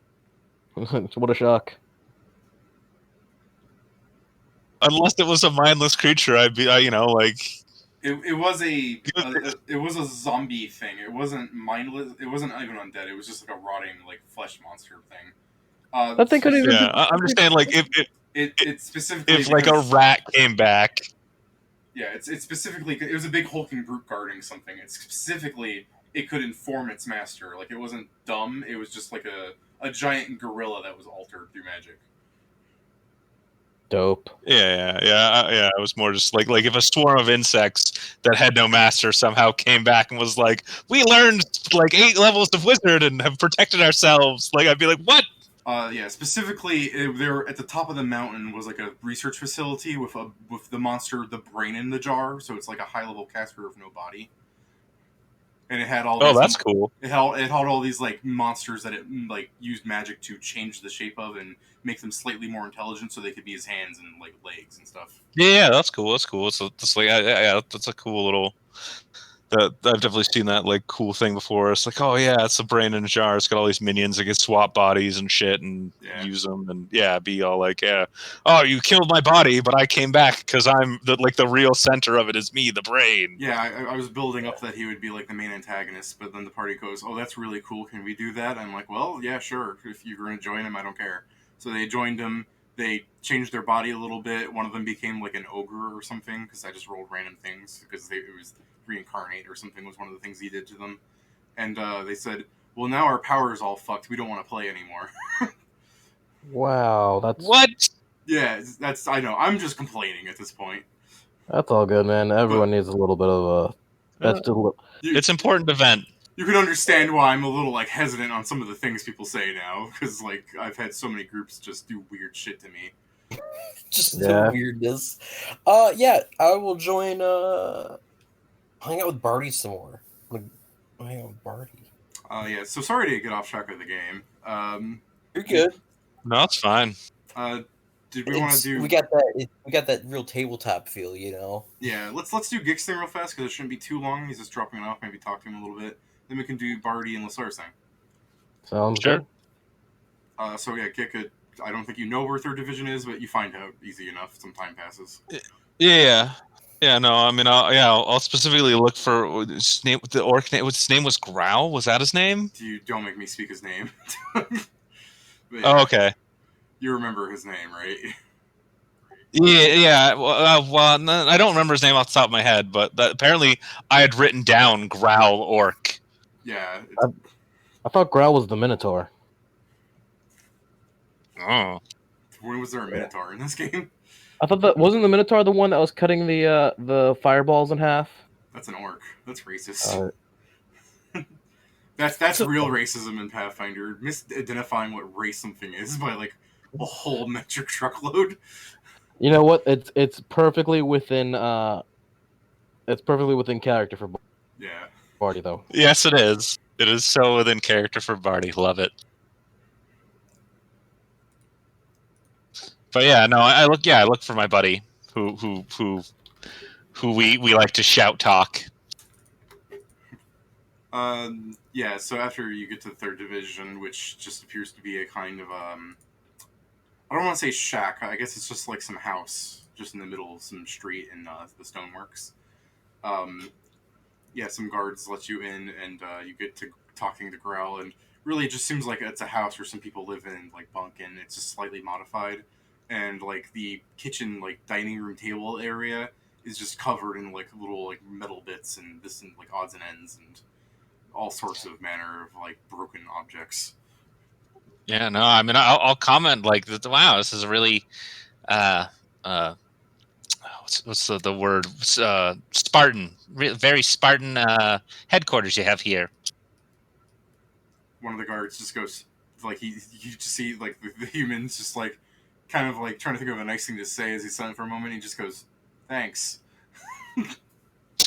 I was planning a bit bigger of a place for my division, but whatever works for your group, I guess. The guard there just goes, "Well, I mean, we're really just here to, I mean, like the boss says, break things. So, you know." Understandable. Anyways, I happened to come across a cursed weapon. Figured your division was the best one to handle it. Figured I'd turn it over. The guy kind of like gulps. He's like, "How magical are we talking here?" Well, I'm not really the magic guy. It turns you into a lizard. They're like, yeah, the couple of guards like poking heads out of like rooms of the stuff they were working in to look at you, and the one guard you were talking to goes, "All right, that's weird, but it's not like it's like some rock to a lizard god found in a jungle or anything, is it?" I mean, as far as I know, but once again, I'm not really the magic guy. I figured you guys would want to at least look at it and make those kinds of decisions yourselves. The guy goes, "Okay, Jesus Christ, I just okay," and he'll offer his hand for you to like take it from you. Oh, he'll hand it over. I assume you like swing the billabong out towards him. Oh, yeah, no, he just. Oh, yeah, no, he'll hand over the friggin' the wrapped portion. All right, and the guy begins to unwrap it to like really look at what this thing is. Despite the fact that it's a sword, it should probably have been like tearing through the cloth. Well, if you wrap it like loosely enough, and you're not like jerking the cloth along, and it's not there won't be like any cutting action. Yeah, I guess I'm just imagining the fact that like it's a sword, it's long. Yeah, that's probably. But like I said, it just like I mean, I assume we used enough cloth to like wrap it loosely so that it wouldn't just immediately like have tension and then cut. You hand him over the wrapped up table with the sword on it. Yes, that's the whole table. Yes. All right. Yeah, he'll begin unwrapping it. Do you, in the way that it looks like he's gonna like pick it up and examine it. Just make sure you don't actually grab the sword. That's what transfers the curse. And his hand starts to retract. He goes, "Okay, yeah, I'll." You've handled cursed items before, correct? He goes, "What, me? No, that's Benny. We'll go get him later." Yeah, you should probably go get Benny. I'll wait to make sure no one else tries to grab it. All right, you just chill out for a while, and eventually, just a half orc comes by wearing like robes, and unlike some half orcs where like yeah, like half orcs aren't really known for their like charisma or anything, you look and you just go, damn, his head just be a whole rectangle though. Uh, this square jawed motherfucker has like a Korean J-pop star's like hair over his head. As he switches it over, you see like an earring like chaining down into like a little magical bead. His tusks are like filed in like perfect fashion. And he's wearing like blue robes. He goes, and as he examines it, he goes, "Oh yeah, this shouldn't be a problem. This is real low level. They'll just dispel it a few times. Yeah, you don't have to worry. Yeah, and he turns to you. He goes, they're worried because last person in position, we used to have someone pretty strong on our team. One major disjunction later though, and he cleans toilets for a living now." Yeah, no, the guard I handed it to was gonna try and just grab the sword. Yeah, no, the guard brought Benny. He's like behind Benny, going like, "Dude, no, shut up." Anyways, I just, we don't necessarily, over at my decision, deal with the cursed items, but we know not to just grab them. Yeah. Then you go, "Yeah, I'll be sure to talk to Kyle about that." And Kyle's just like, dude, why? Anyways, I'm glad this is no problem for you guys. I figured you were the guys to bring it to. As you're leaving, and they thank you, of course. But as you're leaving, you do happen to run across Growl as he's just carrying like a cart with a big cloth over it, and the sounds of the firebomb monsters just like making noises inside of it. Oh, jeez. I will give him like a wave and just like I'm out because like that I don't want to distract him from whatever he's handling there. Okay, now he has items on him to make him like really smart and wise, so he's not gonna like do this. But do you know how badly I just want to say like he waves back at you, and because he's not holding the cart right, it tips over. The firebomb monsters just run into the streets. Yeah, no, that's why I don't want to distract him any more than like as little as possible. But yeah, he nods at you and he keeps pulling the cart down towards his house. So what are you two doing? I am currently going through our list of wanted people to find one that is a truly horrible person that I believe we can actually handle. You can give me which check do you want to use to like scour the list to find someone that sounds dangerous but not out of your like realm of possibility? Professional lawyer, obviously. Yeah, lawyer. You're gonna using your knowledge of barristering. You're like, well, yeah, this guy's pretty irredeemable, but a child with a spoon could take him out. Part of lawyering is going over tedious documents and examining every detail. So I feel like it's totally appropriate. Yeah. Plus, I want to get them a soul that's kind of worthy of them. So like a mass murderer is definitely good. But at the same time, if like the mass murderer could die from a quick breeze, I mean, why the hell are they a mass murderer? Anyway. No, you don't. Wow, I rolled a 1. I don't know when I get to. I don't know if I get to remake that check, but I'm pretty sure I just wasted time there. Yeah, you're like, well, looking at the list alphabetically, there's Ow. Yeah. You still rolled a 17. Like you got information, but you probably feel like you don't feel sure of yourself. You know what I mean? Yeah, I don't know how making another check works, but you let me know. In this case, you'd have to wait a set amount of time. Like for knowledge checks, to re-roll a knowledge check, you have to spend a set amount of time researching the information you're looking for in order to make the check again. So it's usually a couple of hours, but in your case, we could say that you just pour through the sheets for some more hours. Yeah, that's what it was. I was just going through these sheets for several hours before I was like, wait, why am I going through a list of wanted thieves? I remind you, because we need to put one in the soul gem. No, but why am I going through thieves when we're supposed to be going through murderers? Oh, thieves! So at this point, I'm assuming Gig's already come back, and Yeah. it's been like a few hours that Yeah. Gig's just been standing there looking at us. Hey guys, you found one yet? Yeah. No, we're still looking, and then like I guess it would be a few hours later when we would be like, oh wait, hold on, I'll go get us some coffee. appreciate you. Are you gonna Alright. go get coffee or coffee? Sorry. I'm Yeah, gonna go get covfefe. Oh, Vivi. that's her father. Oh boy. All right. Can I make that check again now, or Yeah. you know what? I'm gonna pull a pin out of Torgen's book. I'm gonna take a 10. Give me that 26, baby. All right. And you know what, Gick? I think I actually will, in case her father ever shows up, who has no reason to show up in the first place. But now his name is now Kofefe. Nice, sweet. I thought he didn't approve of their relationship in the first place. I'm talking about coffee. That's some other person Gick met.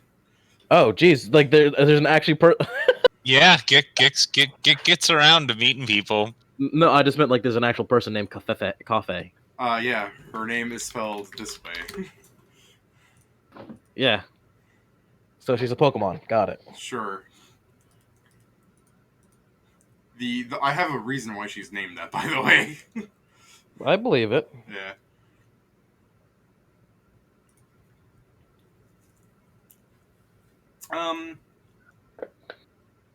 There's unsolved cases like people that haven't, as in like you haven't gotten around to, or something, like you know these people are problem makers, but you haven't like gotten enough like dirt on them to like actually arrest them. And then there's people who are just in hiding. So which would you prefer to pull up here? Well, I mean, I'm looking for somebody with an like that's actually got a storied enough backgrounds to A, warrant death, and then B, warrant being trapped in a soul gem for all eternity. So they gotta have like truly reprehensibles like child killer, shit like that. Alright. Well, so they're only trapped in that soul gem until someone like uses the thing in some manner. True, but my point still stands. I mean, I'm basically condemning them to non-existence. Because I think once their soul is used, they don't go anywhere. They just stop existing, right? A part of their soul is ripped from them and sent to the abyss to be consumed by demons, and then the other half is sent somewhere else to meet its ultimate fate. So probably the abyss, and then the abyss. Probably, yeah. So I'm looking for somebody like really fucking horrible that I'm willing to let them their soul be split in fucking two.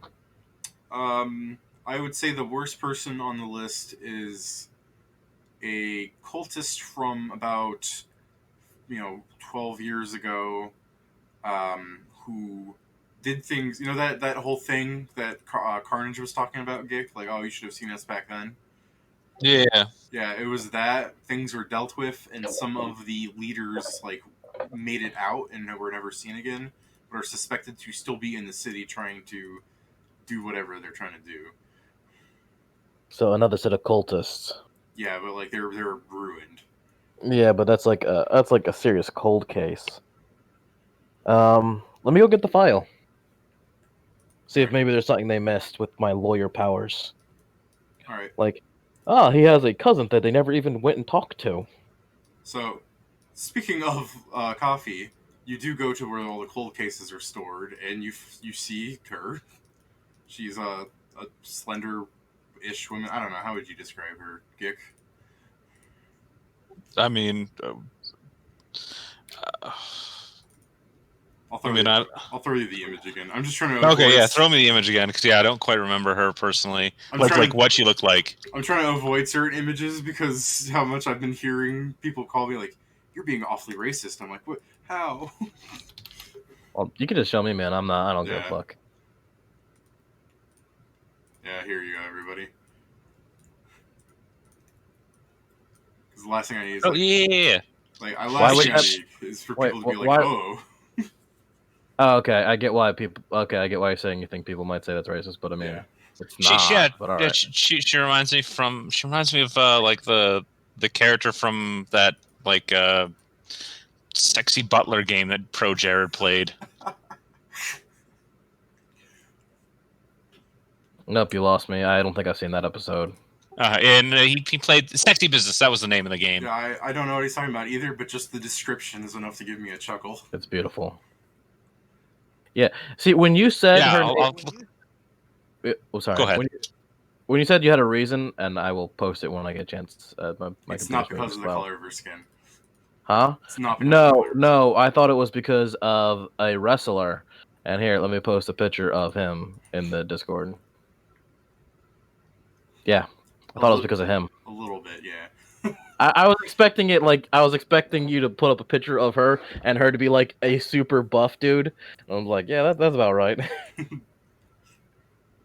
Anyway. That's Kafafe, what you just posted. That's her father. Okay. Anyway. So, do I have to ask her for this stuff, or can I just go and retrieve it myself? Because I'm not going to bother. No, it's just in there, like in. So you go to a place in Old Town, as into like an apartment complex where there's like a lot of halflings and stuff. You pass a lot of the alchemical dragons, who are just like, yeah, beat it, man. Yeah, we don't need you. They're just shaking their face, like you beat up them, you know, and they're just being aggressive. I mean, if you want to be aggressive back, I'm just hand waving it as they're just a bunch of like angry teenagers who aren't actually taking action against you.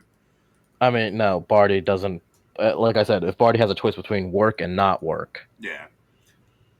So yeah, you go up some flights of stairs, and like around the 7th floor, in the middle of it, there's a little building you go to. You enter it, and it's just looks like a detective's office, except there's like 1,000 filing cabinets just flooding the place with paperwork.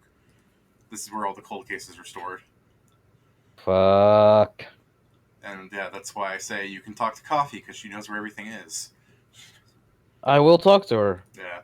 So. And what's this dude's name, by the way, that we're looking for? Oh. Or that All right. So to sum it up, they are the cult of the goddess. Yeah, it's a goddess of rot. Dalave. She, as the paperwork will tell you, that she's the goddess of unmaking and secrets. Her sole design seems to be the fragments of bonds, trust, and destruction of the universe, through mediated by an obsession of planning and organization. She's the unsuspected rot. Okay. Yeah, what's this dude's name I'm looking for? I don't give a fuck about the cult's name. That much. Yeah, I believe he's set as the cult of rot, with him being known as the Black Rot, also known as Ebon the Destroyer. Black Rot, Ebon Destroyer. Got it.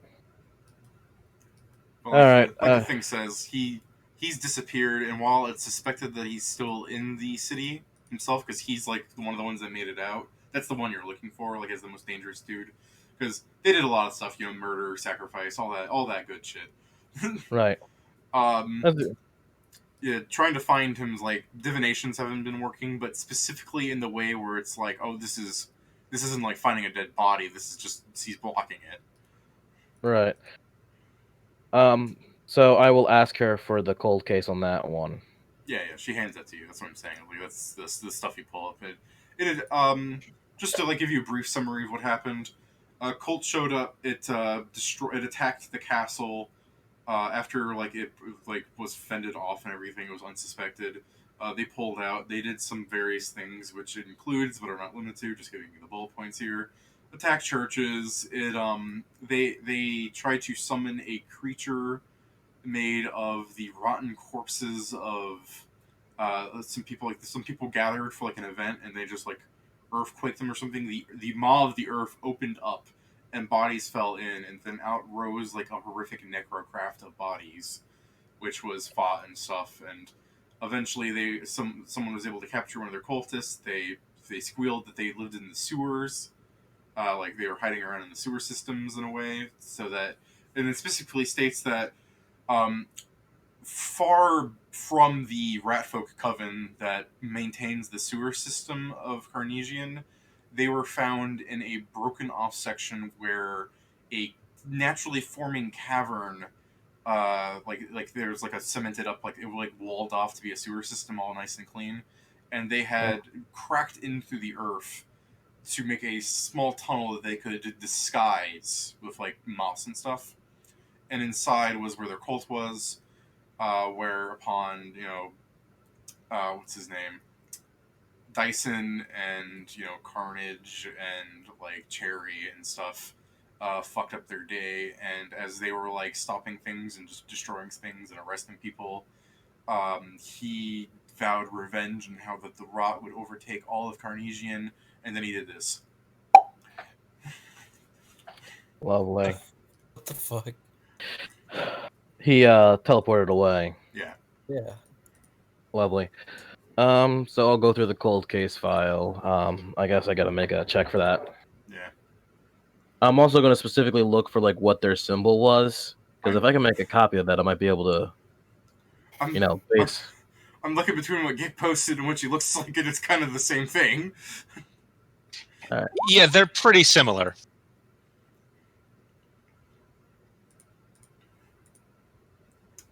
I guess that's her mom now. All right. Her mom is Pip Whipple. All right, that's fun. So what are you wanting with this check so I can give you what you want?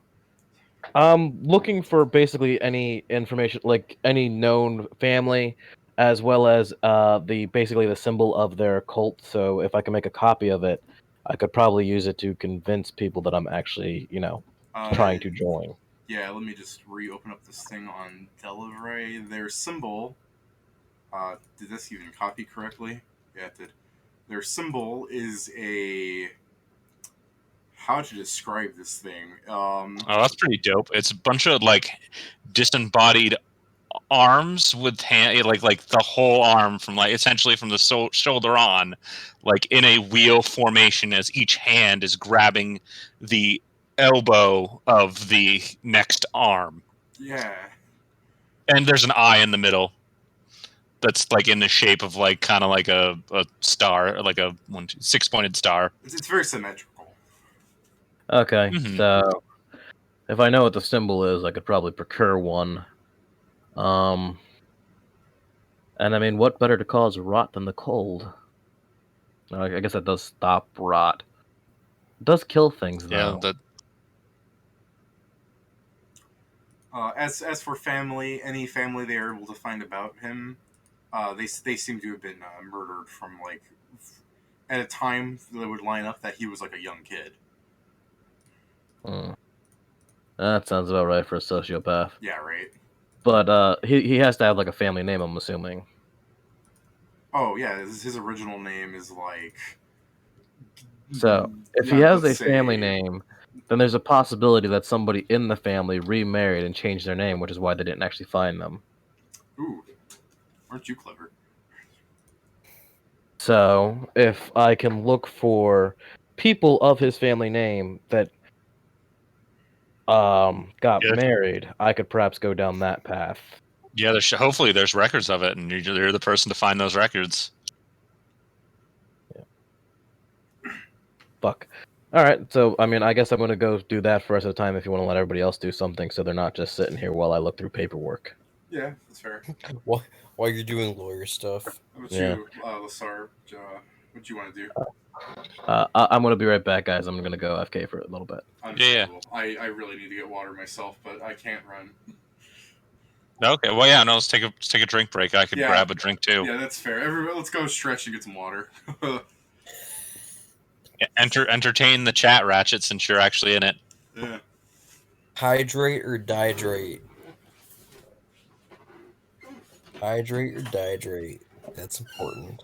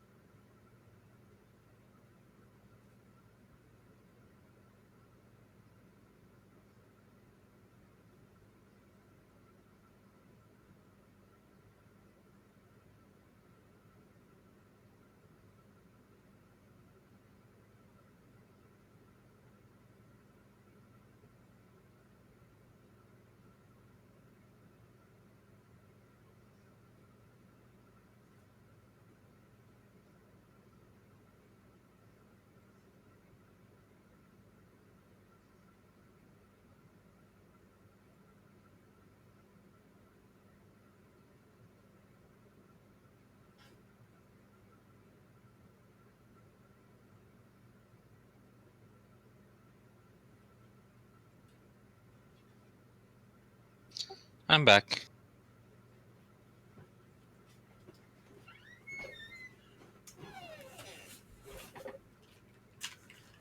Oh, I think I hear a codex. Hey, I'm back. I think it's just me and you so far. That's fine. Dang, all that side talking that we were doing during the game would be fitting in right now, wouldn't it? Yeah. Oh, that's fine. Yeah. It's not like I don't have a million stories. But I'm sure people would be much more interested in, considering I ramble so much during the game. You got any fun table stories?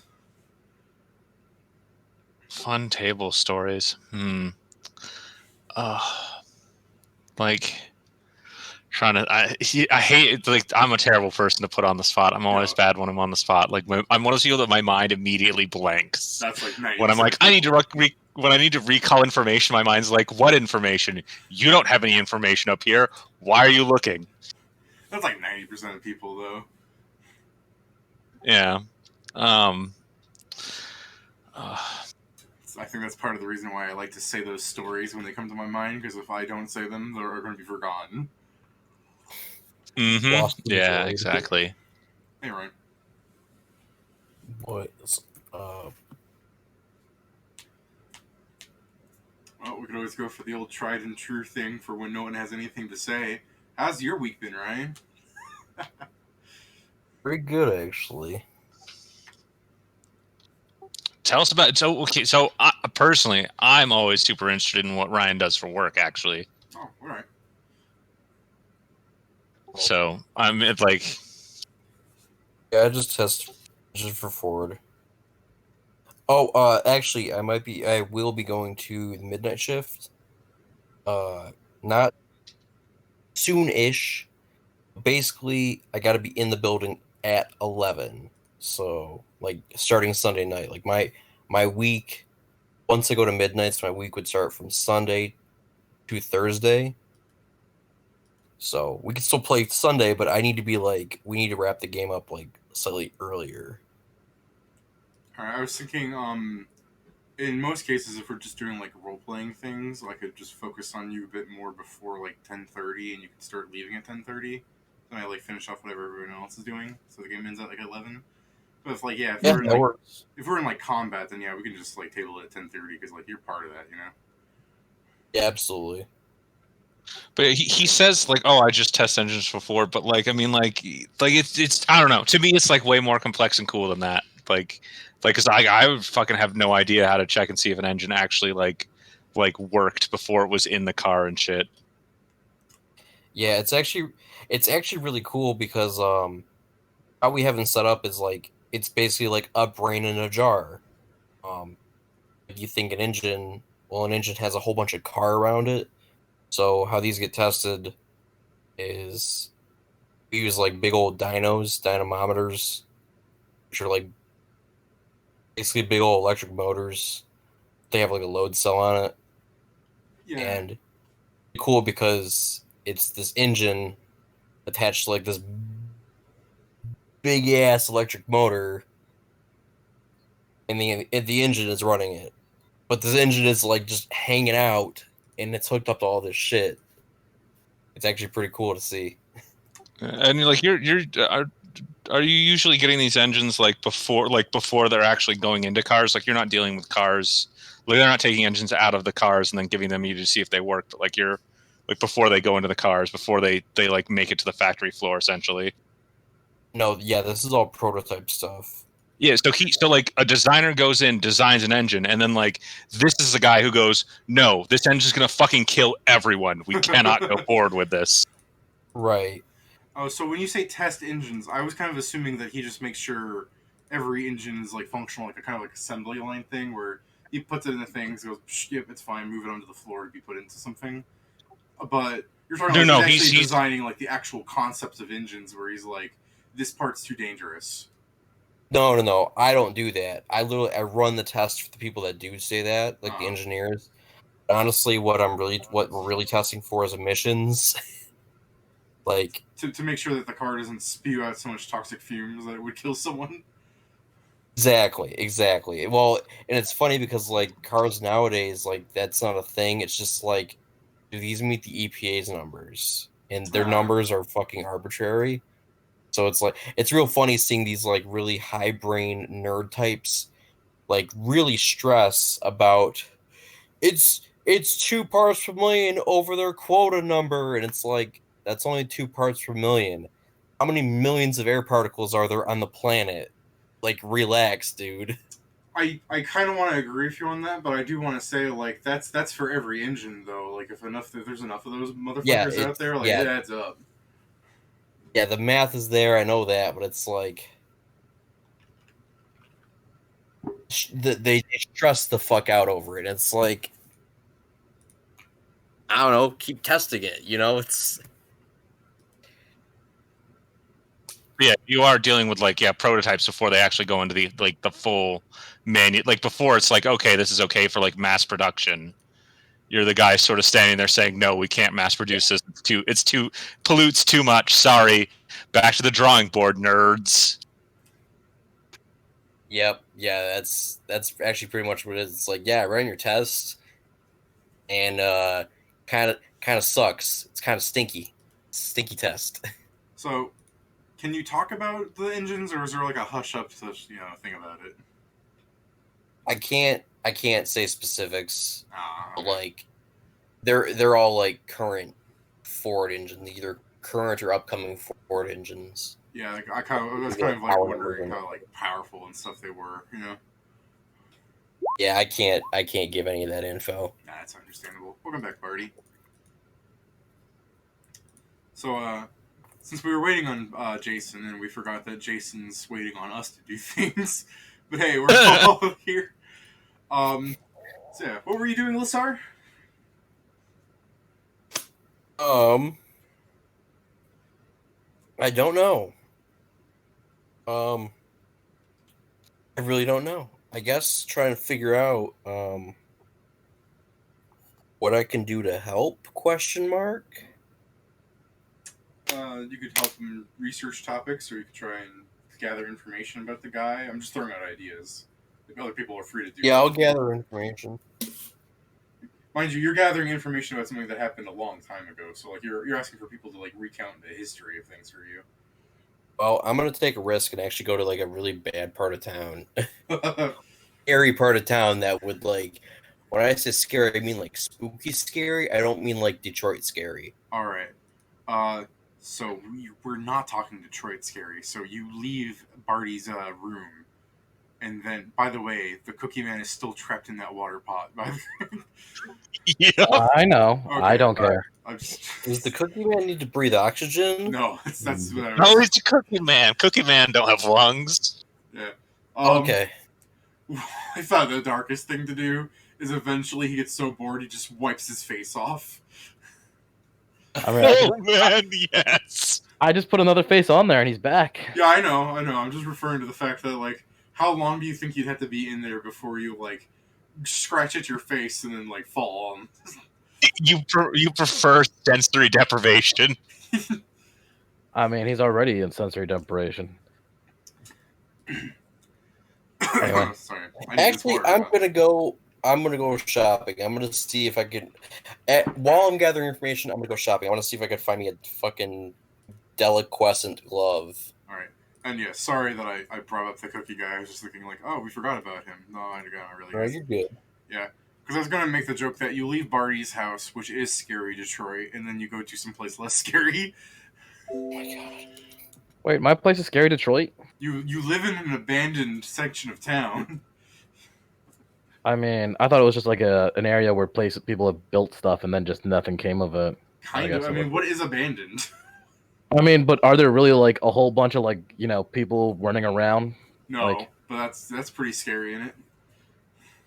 I mean, that's not Detroit scary though. Detroit scary, you got to worry about getting shot for no fucking reason, I'd assume. All right. Not really. It ain't I'm referring more to the fact that you're living, like, you're walking through a section of town where there's seemingly no one.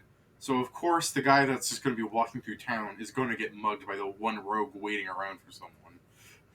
That's true, but I mean, a lot of rogues actually work in my building, so I'd assume they'd know, hey, listen, if he came upstairs, leave him the fuck alone. That's true.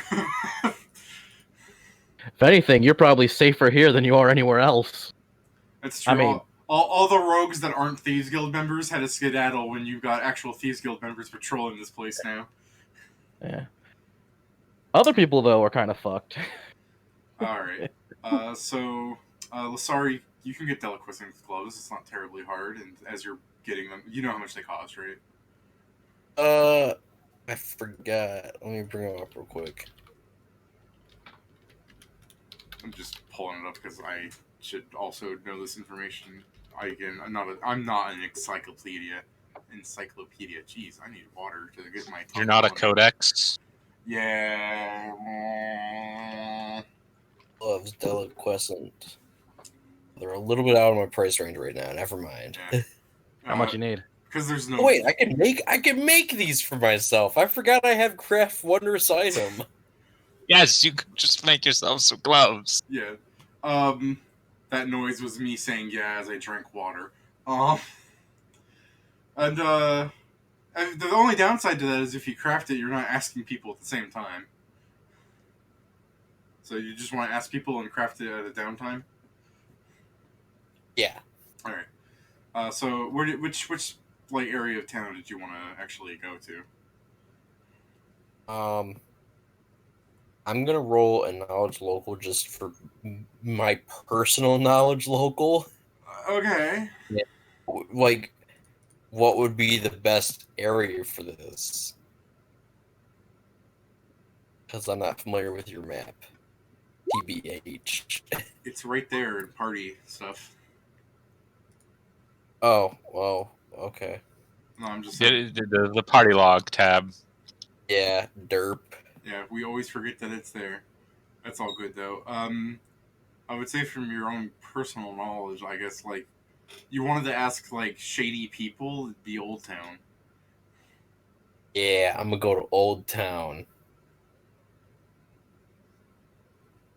Or the offices, I guess. I mean, I just say Old Town because that's where Devon put his giant like bar of rogues. So of course it has to be swarming with them now.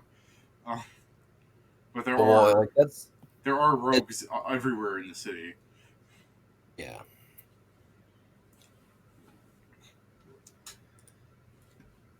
What are you buying? What are you selling? I guess you don't have to go to the Nightingale if you don't want to. You could just go to some other rogue bar. Your choice. I'll go to the. I guess I'll go to the Nightingale. All right. I feel safest there. Yeah. So you go to the Nightingale and you start asking some rogues some questions about things that are older than most of them. Go on. Lovely.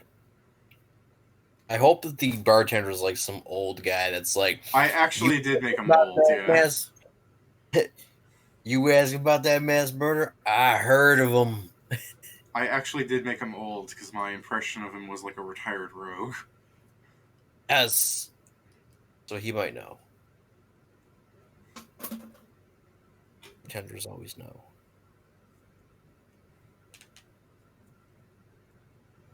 I'll do diplomacy check too for the gather information thing. It's actually pretty good.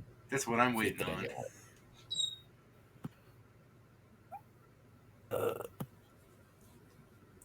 Nice and then whatever diplomacy, that is, add 2 to that. Yeah, it's that's rough, buddy. Still a 15. That's true. It's not bad. Yeah. Don't forget your D4 or whatever. I think is that for gather information. Oh. Yeah, it probably doesn't really matter too much because like it's kind of like a free form time right Yeah, now. we're out of time right now. We're outside of time. I'm just imagining like Lassar has like a keyboard with like on a USB, just plugging it into a tree, going, "I'm hacking in." Yes. That's what I was thinking of too. Thank you. All right.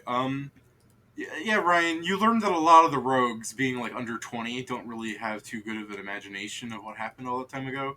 But some of them talk about like, yeah, my dad heard about those freaks, or one of them like, my poor aunt, like Holly, she joined them because they're brainwashers, gross, all of them, and I'm giving you a fair bonus because like you went to the Nightingale, you're dealing with the rogues that you people are familiar with and everything. Nice. Appreciate that. And despite rolling a 1, you do get information. What kind of thing were you looking for? Like, if we have any like location leads, Yeah, they'll If tell they- you about or like the spots there's that been any are. rumblings. Oh, sorry to talk over you. Oh, my bad. But like, so any location stuff, or if there's been any like any instances where shit happened. Like, even if it's the story of like a friend of a friend of a friend, we're gonna track down that friend of a friend of a friend and put red hot nails in his leg to figure out what he knows. We were only do that because torture is an evil act, but Just like you going up to the rogues going, so it's a friend of a friend of a friend, and he's like, yeah, I guess. So you're not friends with that guy that told that guy that told that guy that told that guy. He goes, no, I'm friends with the guy that got told by the guy that got told by the guy. So it's all good that we do whatever. my brother's cousin's roommate's aunt's husband knew a guy who knew another guy. Okay, Spaceballs. Yeah. So Sergeant Asshole here tells you that for the most part, you kind of get the feeling that everywhere that they went to in the city and did their thing, they had went through the sewer system. So one of the rogues might say, I don't know, maybe there's another cave that no one discovered down there, and then some rogue next to him will go like, don't be daft. The sewer maintenance workers would have found it by now. Okay. They didn't find the first one. Alrighty. Well, thank you.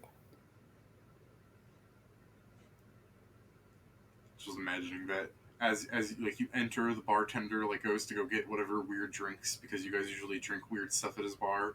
You leave as he comes out with his stuff. He's like, "Where'd he go?" He's like, "Oh, he was just asking him about this thing that you knew."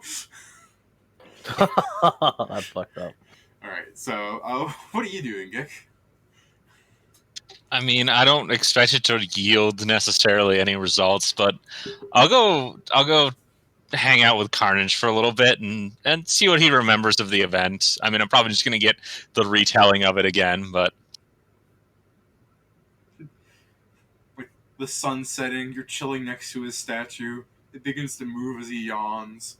He looks down at you. Hey, Gick. hey, Carnage, how's it going, buddy? So yeah, Carnage begins to go through his like morning ritual. Morning. I don't know why I said that. It's dusk, isn't it? So I mean, if you're a night person, some of us refer to it as morning ritual. yeah, I guess. And he'll talk about how he's good as you see him do things like scrubbing off all the bird shit off of him. I mean, I'll offer a hand with the bird shit if he wants. Like, hey, do you need a hand getting some of that off? I don't mind helping. He accepts your help. If anything, he's surprised that anyone else does this. I mean, I scrub my scales. I've got an animal brush as well. Like, I mean, I'm sure I can help. I mean, the fact that like pigeons laid on him, and then like someone's like, oh, let me help get that off of you. Yeah, no, it's my friend. Of course, I'm gonna help him clean up. What a bro. Oh, so yeah, Gickle helps scrub Carnage. Fortunately, Carnage is like a Ken doll and doesn't see this as weird. So yeah, as you're cleaning, he recounts the adventures of. He's like, yeah, I was fairly new in the Force back in the day, and I was eager to prove myself. And there's like a flashback sequence of what would have been like half an episode if this were a TV show. Like it would have been like Carnage's special young days. Yeah. And for the most part, he just kind of explains how, again, this cult was doing things. He wasn't happy with them because that's not what people are supposed to do. But between him dealing with like gargoyles attacking him, and him trying to like deal with this, it was a lot of trouble. And he had gotten the information about where they were. It was not the ultimate information, but he had gotten the idea to start getting people to start searching down there, because one of the gargoyles whose skull he was bashing through a wall happened to know about it. And again, this is Carnage explaining the situation. I'm trying to be as weirdly blunt as possible while providing very little good detail. So it's like, so anyways, I took the guy's head and I was just, rubbing it up against the wall, sandpapering him down because he wouldn't listen to me, and I figured he didn't need his ears. And then he was saying, hey, wait up, stop that. And I said, no, between this and this problem, I have my hands full, so I can't be dealing with the likes of you right now. And he goes, oh, you're looking for that? And then he told me. So did the gargoyles have any connection to the cultists? He's like, he's like going downstairs, like looking at you, like, what about the gargoyles? Well, I mean, you said you were standing one down, and he gave you the idea to go looking in the tunnels. Do you know if the gargoyles happened to be friends with the cultists in any way? He goes, he says he's walking down the stair like stone faced, thinking about it, and he goes, I don't think so. Oh, okay. Well, I mean, are there any of these? I mean, are there any of these those gargoyles left anywhere? And I mean, intact and not pieces. He'll slam his hands together and he'll go, we can go bother the guy that I got the information from. Yeah, no, that would be perfect, actually. He goes, mind if we stop for some food before we go out? Yeah, no, certainly. You should have some breakfast. Yeah. Carnage goes to some, like, restaurant out of, like, near his building. Again, very polite. He took the stairs for you because you can't fly down like him. Oh. And what it appears to be is just a giant, like, the thing he orders from this restaurant, like, they seem to know him. You just see him procure, like, a big ball of, like, half-cooked meat. Alrighty. I mean, as far as Gick knew, he might eat stone and was half expecting, like, just a big rock. Yeah. It's like a boulder, though. If you were to eat it, I'm sure it would feel like a rock. It's a meat boulder. Okay.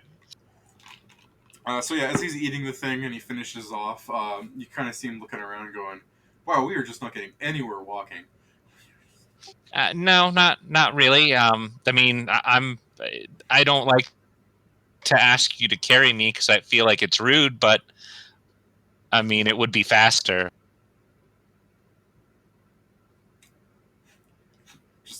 He's staring at you like the math meme starts to, like, overlay on top of him. And he just goes, Well, if you want to fly and I can't fly, you can just. I'm very small and I don't weigh too much. You can pick me up and take me with you when you fly.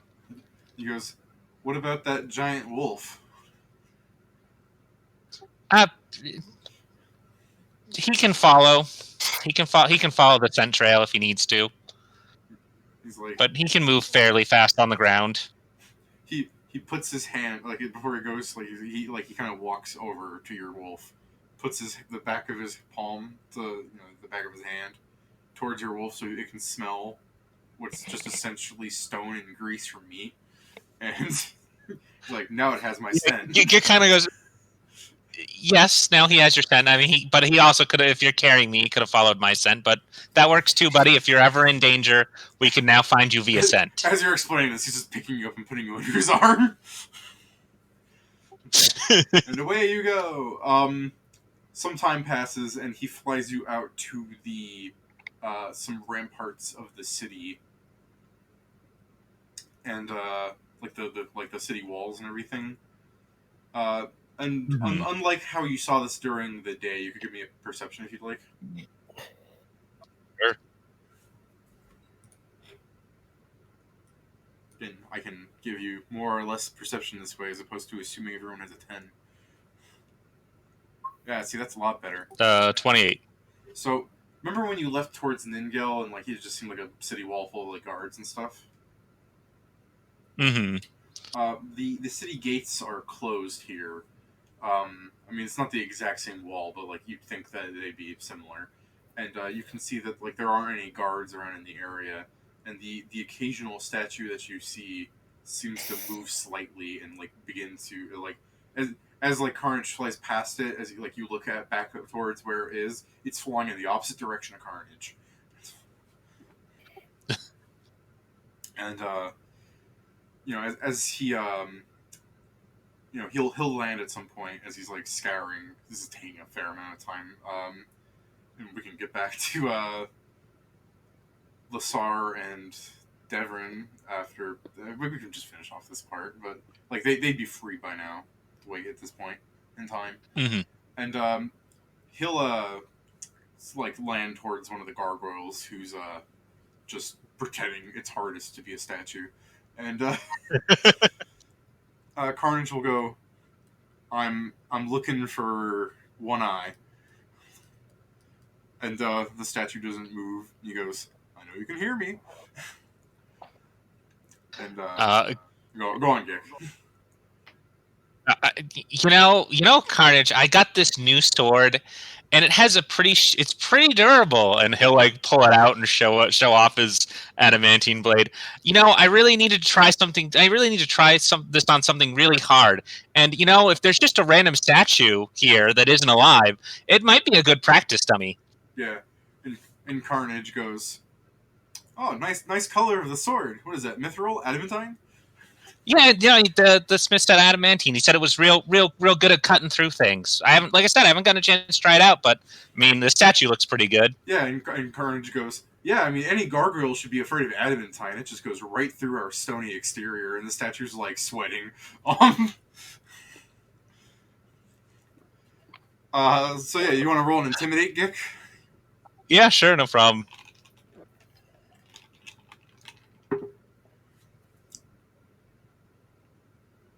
Jesus Christ. 36. So as you lift your sword up, the statue like turns really fast, and you see this like weird triangular like chin thing with like horns on its head. It's not very human looking, and like its hands are up in front of you, going, all right. What do you want? What do you want? Don't hit me.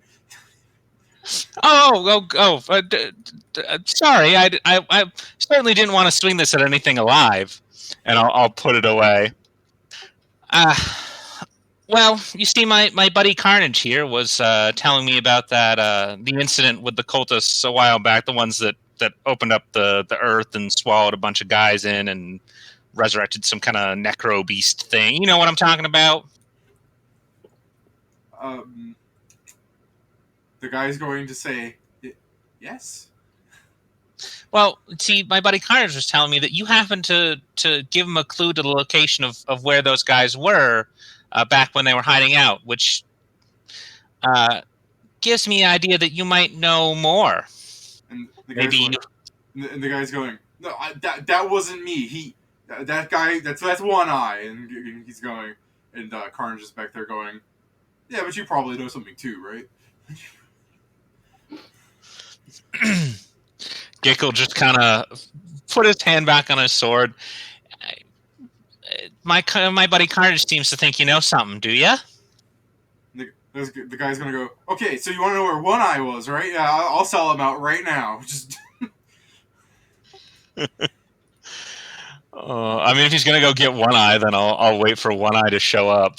All right, I just want to be like, the next scene is just Carnage entering a building with Gick under one arm and this guy on the other. So yeah, you go to the abandoned building that this gargoyle, was so scared about not telling you, and Carnage left him there where he was on his perch out of good faith and everything, and it just appears to be like a factory of sorts that's abandoned, like kids have like thrown rocks through the glass and everything up at the top. Who knows what it was factorizing? And as you go into like the abandoned building with like just the interior is just kind of like either has all the machinery or whatever magic things were in here missing or just broken into like some sort of unknowable state. You start looking around, and with your beautiful perception that I'm not going to let you keep for this because it's basically the same thing, the same scene. There is a gargoyle hiding in the like wreckage, pretending to like be a broken statue. You know, Carnage, buddy, I keep coming across these statues, and I never know if they're alive or not. But I really want to test out this blade. You know, that statue over there, that one, it looks kind of broken. That looks like a good statue to test this adamantine blade on. If anyone wondering is like, how did Gix see a 28 on a statue-esque gargoyle whose like stealth is like 40? Gick knows that it's a gargoyle. Yeah. So yes. As you like approach the statue with your sword, do you want to just swing at it? I mean, sure. Do I have anything active right now? I figure you're not like raging or anything. Yeah, no, I just had to make sure. Okay, yeah. Plus 14. The only downside to this is if you somehow deal like 80 damage and it dies, which I hope doesn't happen. That hits. It's like flat-footed even. I shouldn't. This is just. Yeah, this is a very regular attack. Yeah, this seems like flat-footed with absolutely no bonuses. So every time I think you're done talking, I'm about to say something. You're like, hold on. So I'm not trying to interrupt you. Yeah, no, I'm not worried about that. Yeah. Okay, yeah, 9 damage. Yeah, it didn't hurt too much, except for the fact that as it pretends to be a statue, the sword cleaves into it and just goes ah.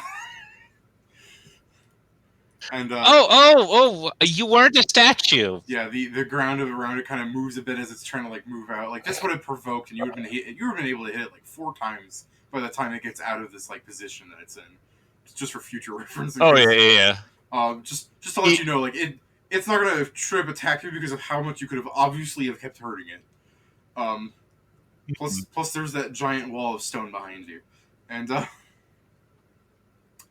as the gargoyle moves from its like position and everything, you see it stand up, and from its like, it didn't quite appear like it was just buried, but half of its like head, a little bit like a section of its like face is like melded away, like something cut it off, and it's missing most of its right arm. No, I'm so sorry about that. But I mean, you have to admit you were kind of just being a statue there. It's hard to tell sometimes. The gargoyle there does kind of try to like step back a little bit away from you. It's the fact that it's not talking isn't because it doesn't have a mouth or anything. You see that's still like drawn on all nice, but it's just more or less quiet. And also, as you're really examining it, once it's like standing up here, like walking away from you, like backing away rather, you notice that it either has really small wings or those are missing too.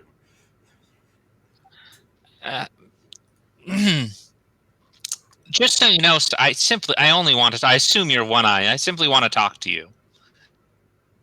It's One Eye kind of like keeps darting at the giant monster behind you. That's my friend Carnage. He's simply here to lead me to you. He seems to think you have some information that might be of value to me. And Carnage will go, tell him about the cults of baloney, One Eye. And One Eye will go, do you mean Delavi? He goes, I know what I said. Yes, the cult of Delavi. I'm trying to track them down. And we thought you might have some info on them. And One Eye is still backing more and more away from you, is going, I don't know, as it like raises its stump and its hand up in the air, like a kind of shrugging motion. It's like, that was like a decade ago. And, you know, gargoyles aren't smart, man. And Carnage is just going, hey. Yeah, Gickel keeps stepping forward. Oh, no, don't be hard on yourself. I'm sure there are plenty of things you remember. Maybe you just need some incentive. And One Eye's going, look, man, I'm not scared of you. I'm scared of that. And he points to the Carnage behind you.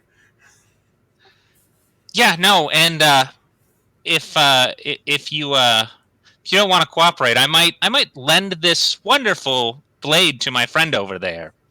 It might be a little small in his hands, but it seemed like it did some real damage to your exterior there. He goes, you just be torturing me at that point. Just strike me down with the Star Slayer. What's the Star Slayer?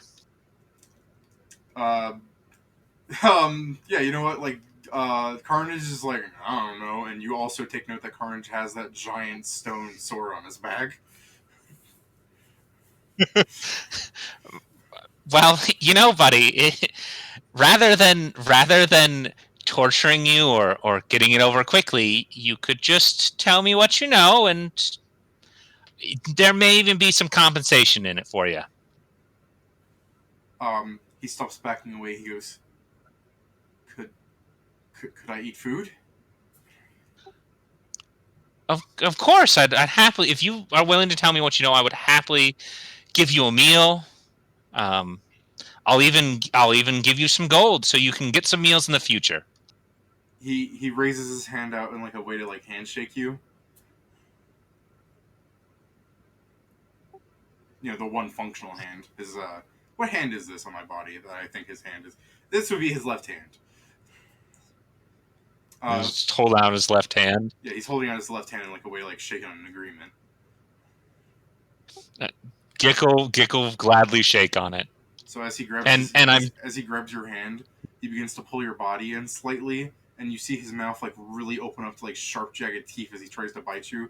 And then you also see Carnage's fist go into his side of the face. Seriously, you thought you were going to try and eat me? And he goes, "You agree to it." No, I will buy you some food. I said I would get you some food. I would not be your food. He goes, "Goblin tastes nasty." I'll get you real food from a restaurant, buddy.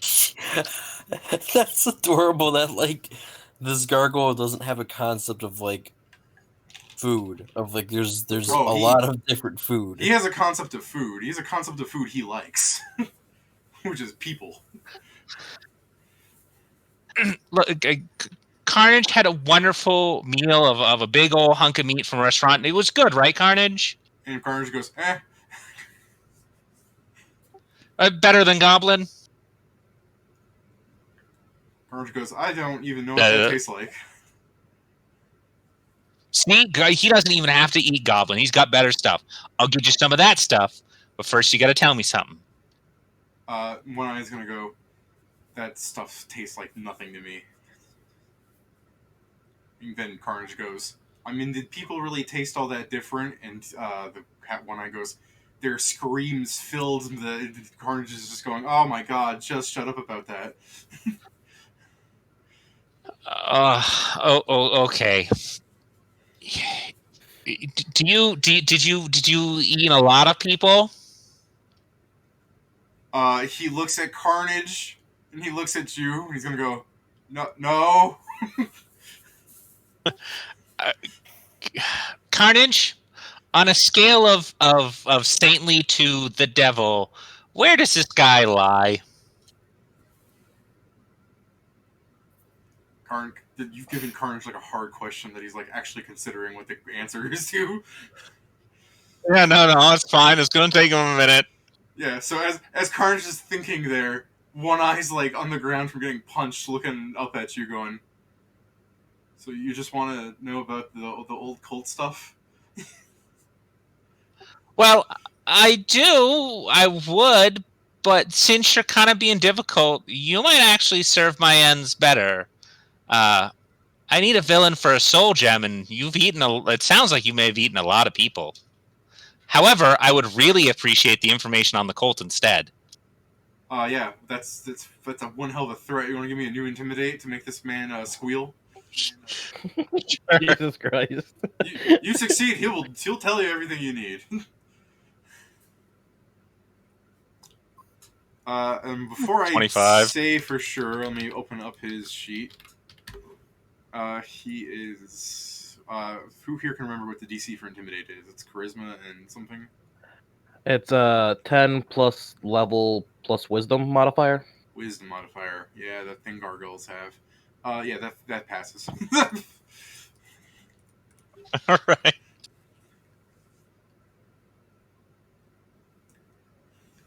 I mean, I was kind of half hoping he wasn't going to tell me shit, and he turned out to be good enough to throw in the soul gem. Maybe he still is, because as he tells you, he explains the story from his perspective. He saw the cult as he flies around the city looking for food, and as Carnage is just like eyes him up when he says food. He goes, "I was just looking for poor innocent cats and dogs, no humans, no sir, or juicy dwarf meat." And he goes, "Right, yeah, I saw them leaving the sewer all the time, and as he was wearing away my hide there, and he points at Gek, and he goes, this used to be really soft from having all this exposed. I think part of my brain leaked out."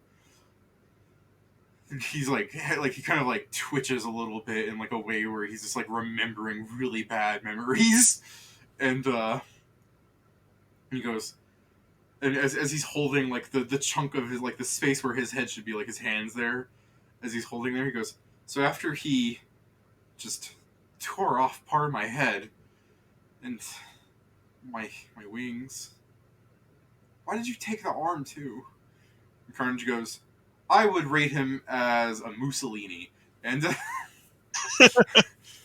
equivalent in the story, Yeah. and he goes, "So anyways, he was complaining about that cult, and I wanted him to stop taking me apart, and I told him, and he left me alone. Life's been super good," as he like waves his left hand in like a howdy do fashion, not being able to fly for my food anymore. You still get food, I assume, at some times. I mean, these humans throw a lot of food in the trash, but it's not food. It's just things that keep you alive.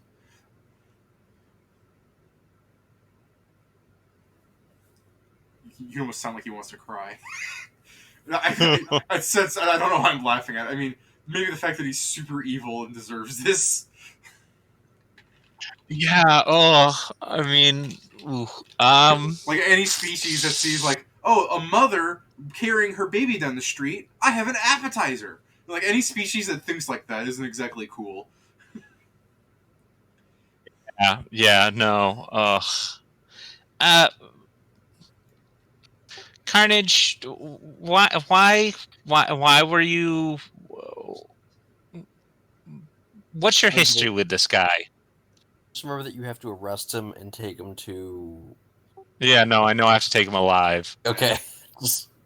Carnage goes, "Well, he wasn't listening to me when I said that we had to stop eating sentient life forms. And then I caught him trying to do that, and I decided that I would have to stop him. And then we got into a bit of a kerfuffle,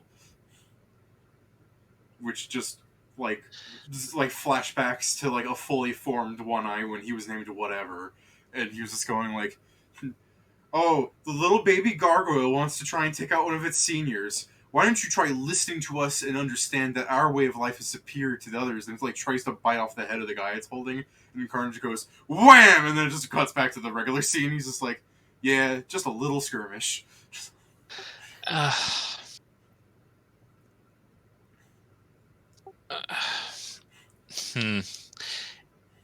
Carnage didn't have his sword back then, by the way. That's just him. That was just him physically using his hands to tear things off of people. Yeah.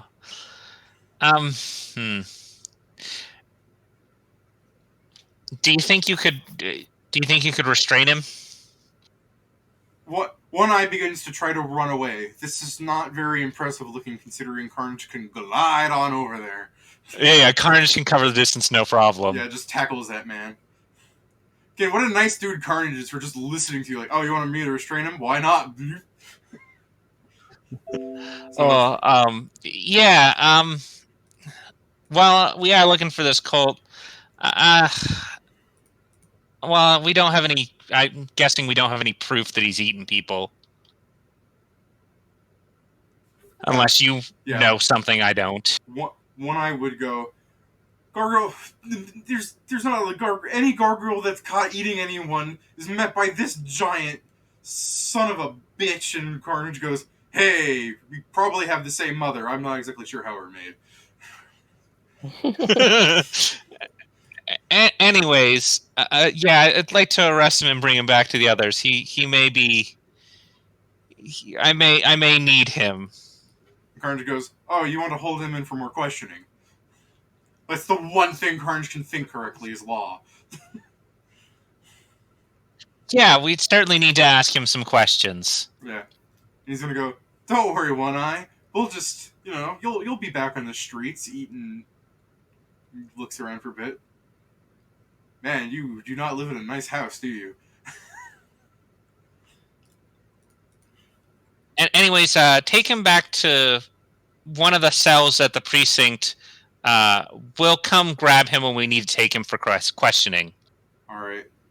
You watch a sentient pile of marble cry. What is One Eye made out of? It's probably just loose stone. Like, what's that stuff called? The stuff that gravel. Gravel? Yeah, gravel. He's made out of a very firm gravel. Very breakable fellow, this guy. So yeah, you see him. You see gravel cry is what I'm getting at. I mean, I as a player, well, this guy is horrible. He eats people on the reg. Yeah. He's evil as fuck. But I also still I still feel like I'm being mean. Well, I guess it's not like he doesn't eat people anymore on the reg, but it's the kind of thing where his own self-preservation for not being turned into actual gravel is higher than wanting to eat someone. No. He literally it is if I do the thing I want to do, someone is going to kill me, so I won't do it. But the moment that threat is gone, he would totally go back to eating people, no probs. Yeah, where does that fall on the chart of morality? That's not good. He's still super evil. Yeah. In my opinion, he's still super evil. Right. So yeah, I'm gonna. As Carnage takes him off, I'm gonna climb down. My wolf is probably waiting for me. All right. And I'll go back to the others. I think Carnage probably has to carry him the whole way because what's gonna restrain him? That one arm is still probably pretty strong. You know what I mean? It's a gargoyle. Yeah, no, that's what I'm saying. Carnage probably has to carry him. But Carnage has got to carry this guy to the precinct. But okay. Yeah, I can separate from Carnage. All right. So yeah, that goes on. What are you two doing in the bit of free time you have since we had to go through the whole song and dance of finding the right gargoyle? They all look the same to Gick. I mean, I figured I was just going to continue, trying to... Oh, right, your result. Would you like to roll that? Yeah, sure thing. What are you rolling for at this point again? Family, yeah. Yeah. So, lawyer it up. It's average. So, apparently I took a 10. Yeah. Oh, that's right. You took a 10. Yeah, I forgot about that. Well, no, I'm joking. I rolled a 10, so... That's what I mean, but you were going to take a 10. I forgot to. It just... Life played out that way. It's all good. I don't think I could take a 20 on this, although I might be able to since I'm not trying to make money. You could take a 20, but I think it takes you, the entire day. That being said, we got time, so if you'd like... yeah, I mean, might as well. I don't think we'll be finishing this up this session, honestly. Right. You've gotten a lot of, lore things to get into, a good, more action-y session next time, though. Yeah, because I very much doubt this guy's just going to be like, yeah, okay, let's go. I'm coming with you to be trapped in a soul gem forever. So his original name is, Jorn Tooth. He's just... That's his actual name before he was, Ebon, the Destroyer. And you figure this out through the records of his family and everything, which, they died at this age and they had a kid, and you're like, well, how could they have a kid that old if they died at this age, which he's also the... No, he just, you find out that he made up the idea that Jorn Tooth was his older brother and is, in fact, him. Okay, so he's Glowing Tooth. He has an older brother. No, he doesn't. He's an only child that Glowing Tooth there. It was something he was able to make it look like he had an older brother that died with the rest of his family there. Okay. You were like putting up the ages. Like in order for these people to have kids, it would be extraordinary because they'd be like 12. Gotcha. So I suppose the next question I'm looking for is like secondary family members. Right, and you do that. You pull it up and you find like there's some like loosely related people, and it seems like the Toofs and the I don't know how they make up like names. You know what I mean? Yeah, I gotcha. Like yeah, you get like a kind of like family history, and like these people probably never really knew him as Ebon because again they just died tragically, you know. Mm-hmm. But you know maybe he's I don't know it's a lead. You know what I mean? It's more than what other people have. Right. I mean, and at that point, it could be where he's hiding out at if they had an old family house or something. Yeah. Or they might have, or he might even be hiding with them, being like, "Hey, I'm an old family relative, blah blah blah. Let me live with you," kind of thing. Yeah. With your information, you would find And if there's he's in, like half a dozen. I'm sorry? I was saying with your check and like looking up the other people in the family, you would find there's like a half a dozen people living in Karn that are related to him. Okay, are they relatively nearby? And do I know where his old family house was? It would have been out in the fields of some like out of town area. Oh dear lord! But the family here is what I think of the more important part. Like, worst comes to worst, you go bother those people outside of the city. But like people have said, they think he's in Karn based on the subtle evidences of like, you still find the occasional cultist that's like, oh, someone taught me the truth of the Laveri, and that's why I must kill everything. And you're like, God, you're stupid. Okay. Did they actually? Here's a better question: have they marked where they found these people at, or where they came from? Like what you mean? So, like, when they run into these cultist people who are worshiping the lava, and they said they learned from somebody after the fact. Would they have mentioned in the paperwork where these people were found? Like it's in the last 15 years, they're all over Karn. Okay, so that doesn't help. So I can't like centralize a location. Yeah, but these are the families. You have like a girl that married someone and had some kids, and like they live in the city doing city things, and like the stoneworks. There's another one that lives like on the other end of the stoneworks. That was a girl and married and had kids, just family. There's a guy that lives in Mountainside, married, had kids. There's a guy that lives in Old Town, married. They can't have kids. Sword fighting doesn't work that way. And there's another person that just seems to have never married, and they're just living by themselves somewhere off in Magic's Rule. Okay, so what I could do is easily enough is find out when they would. I'll find out when they actually came to these areas or got married or whatever. Yeah. And if it was after after he disappeared, there'll be a prime suspect. But I'll also try and find census information, and basically any of these people that had a family member come live with them after the fact would be.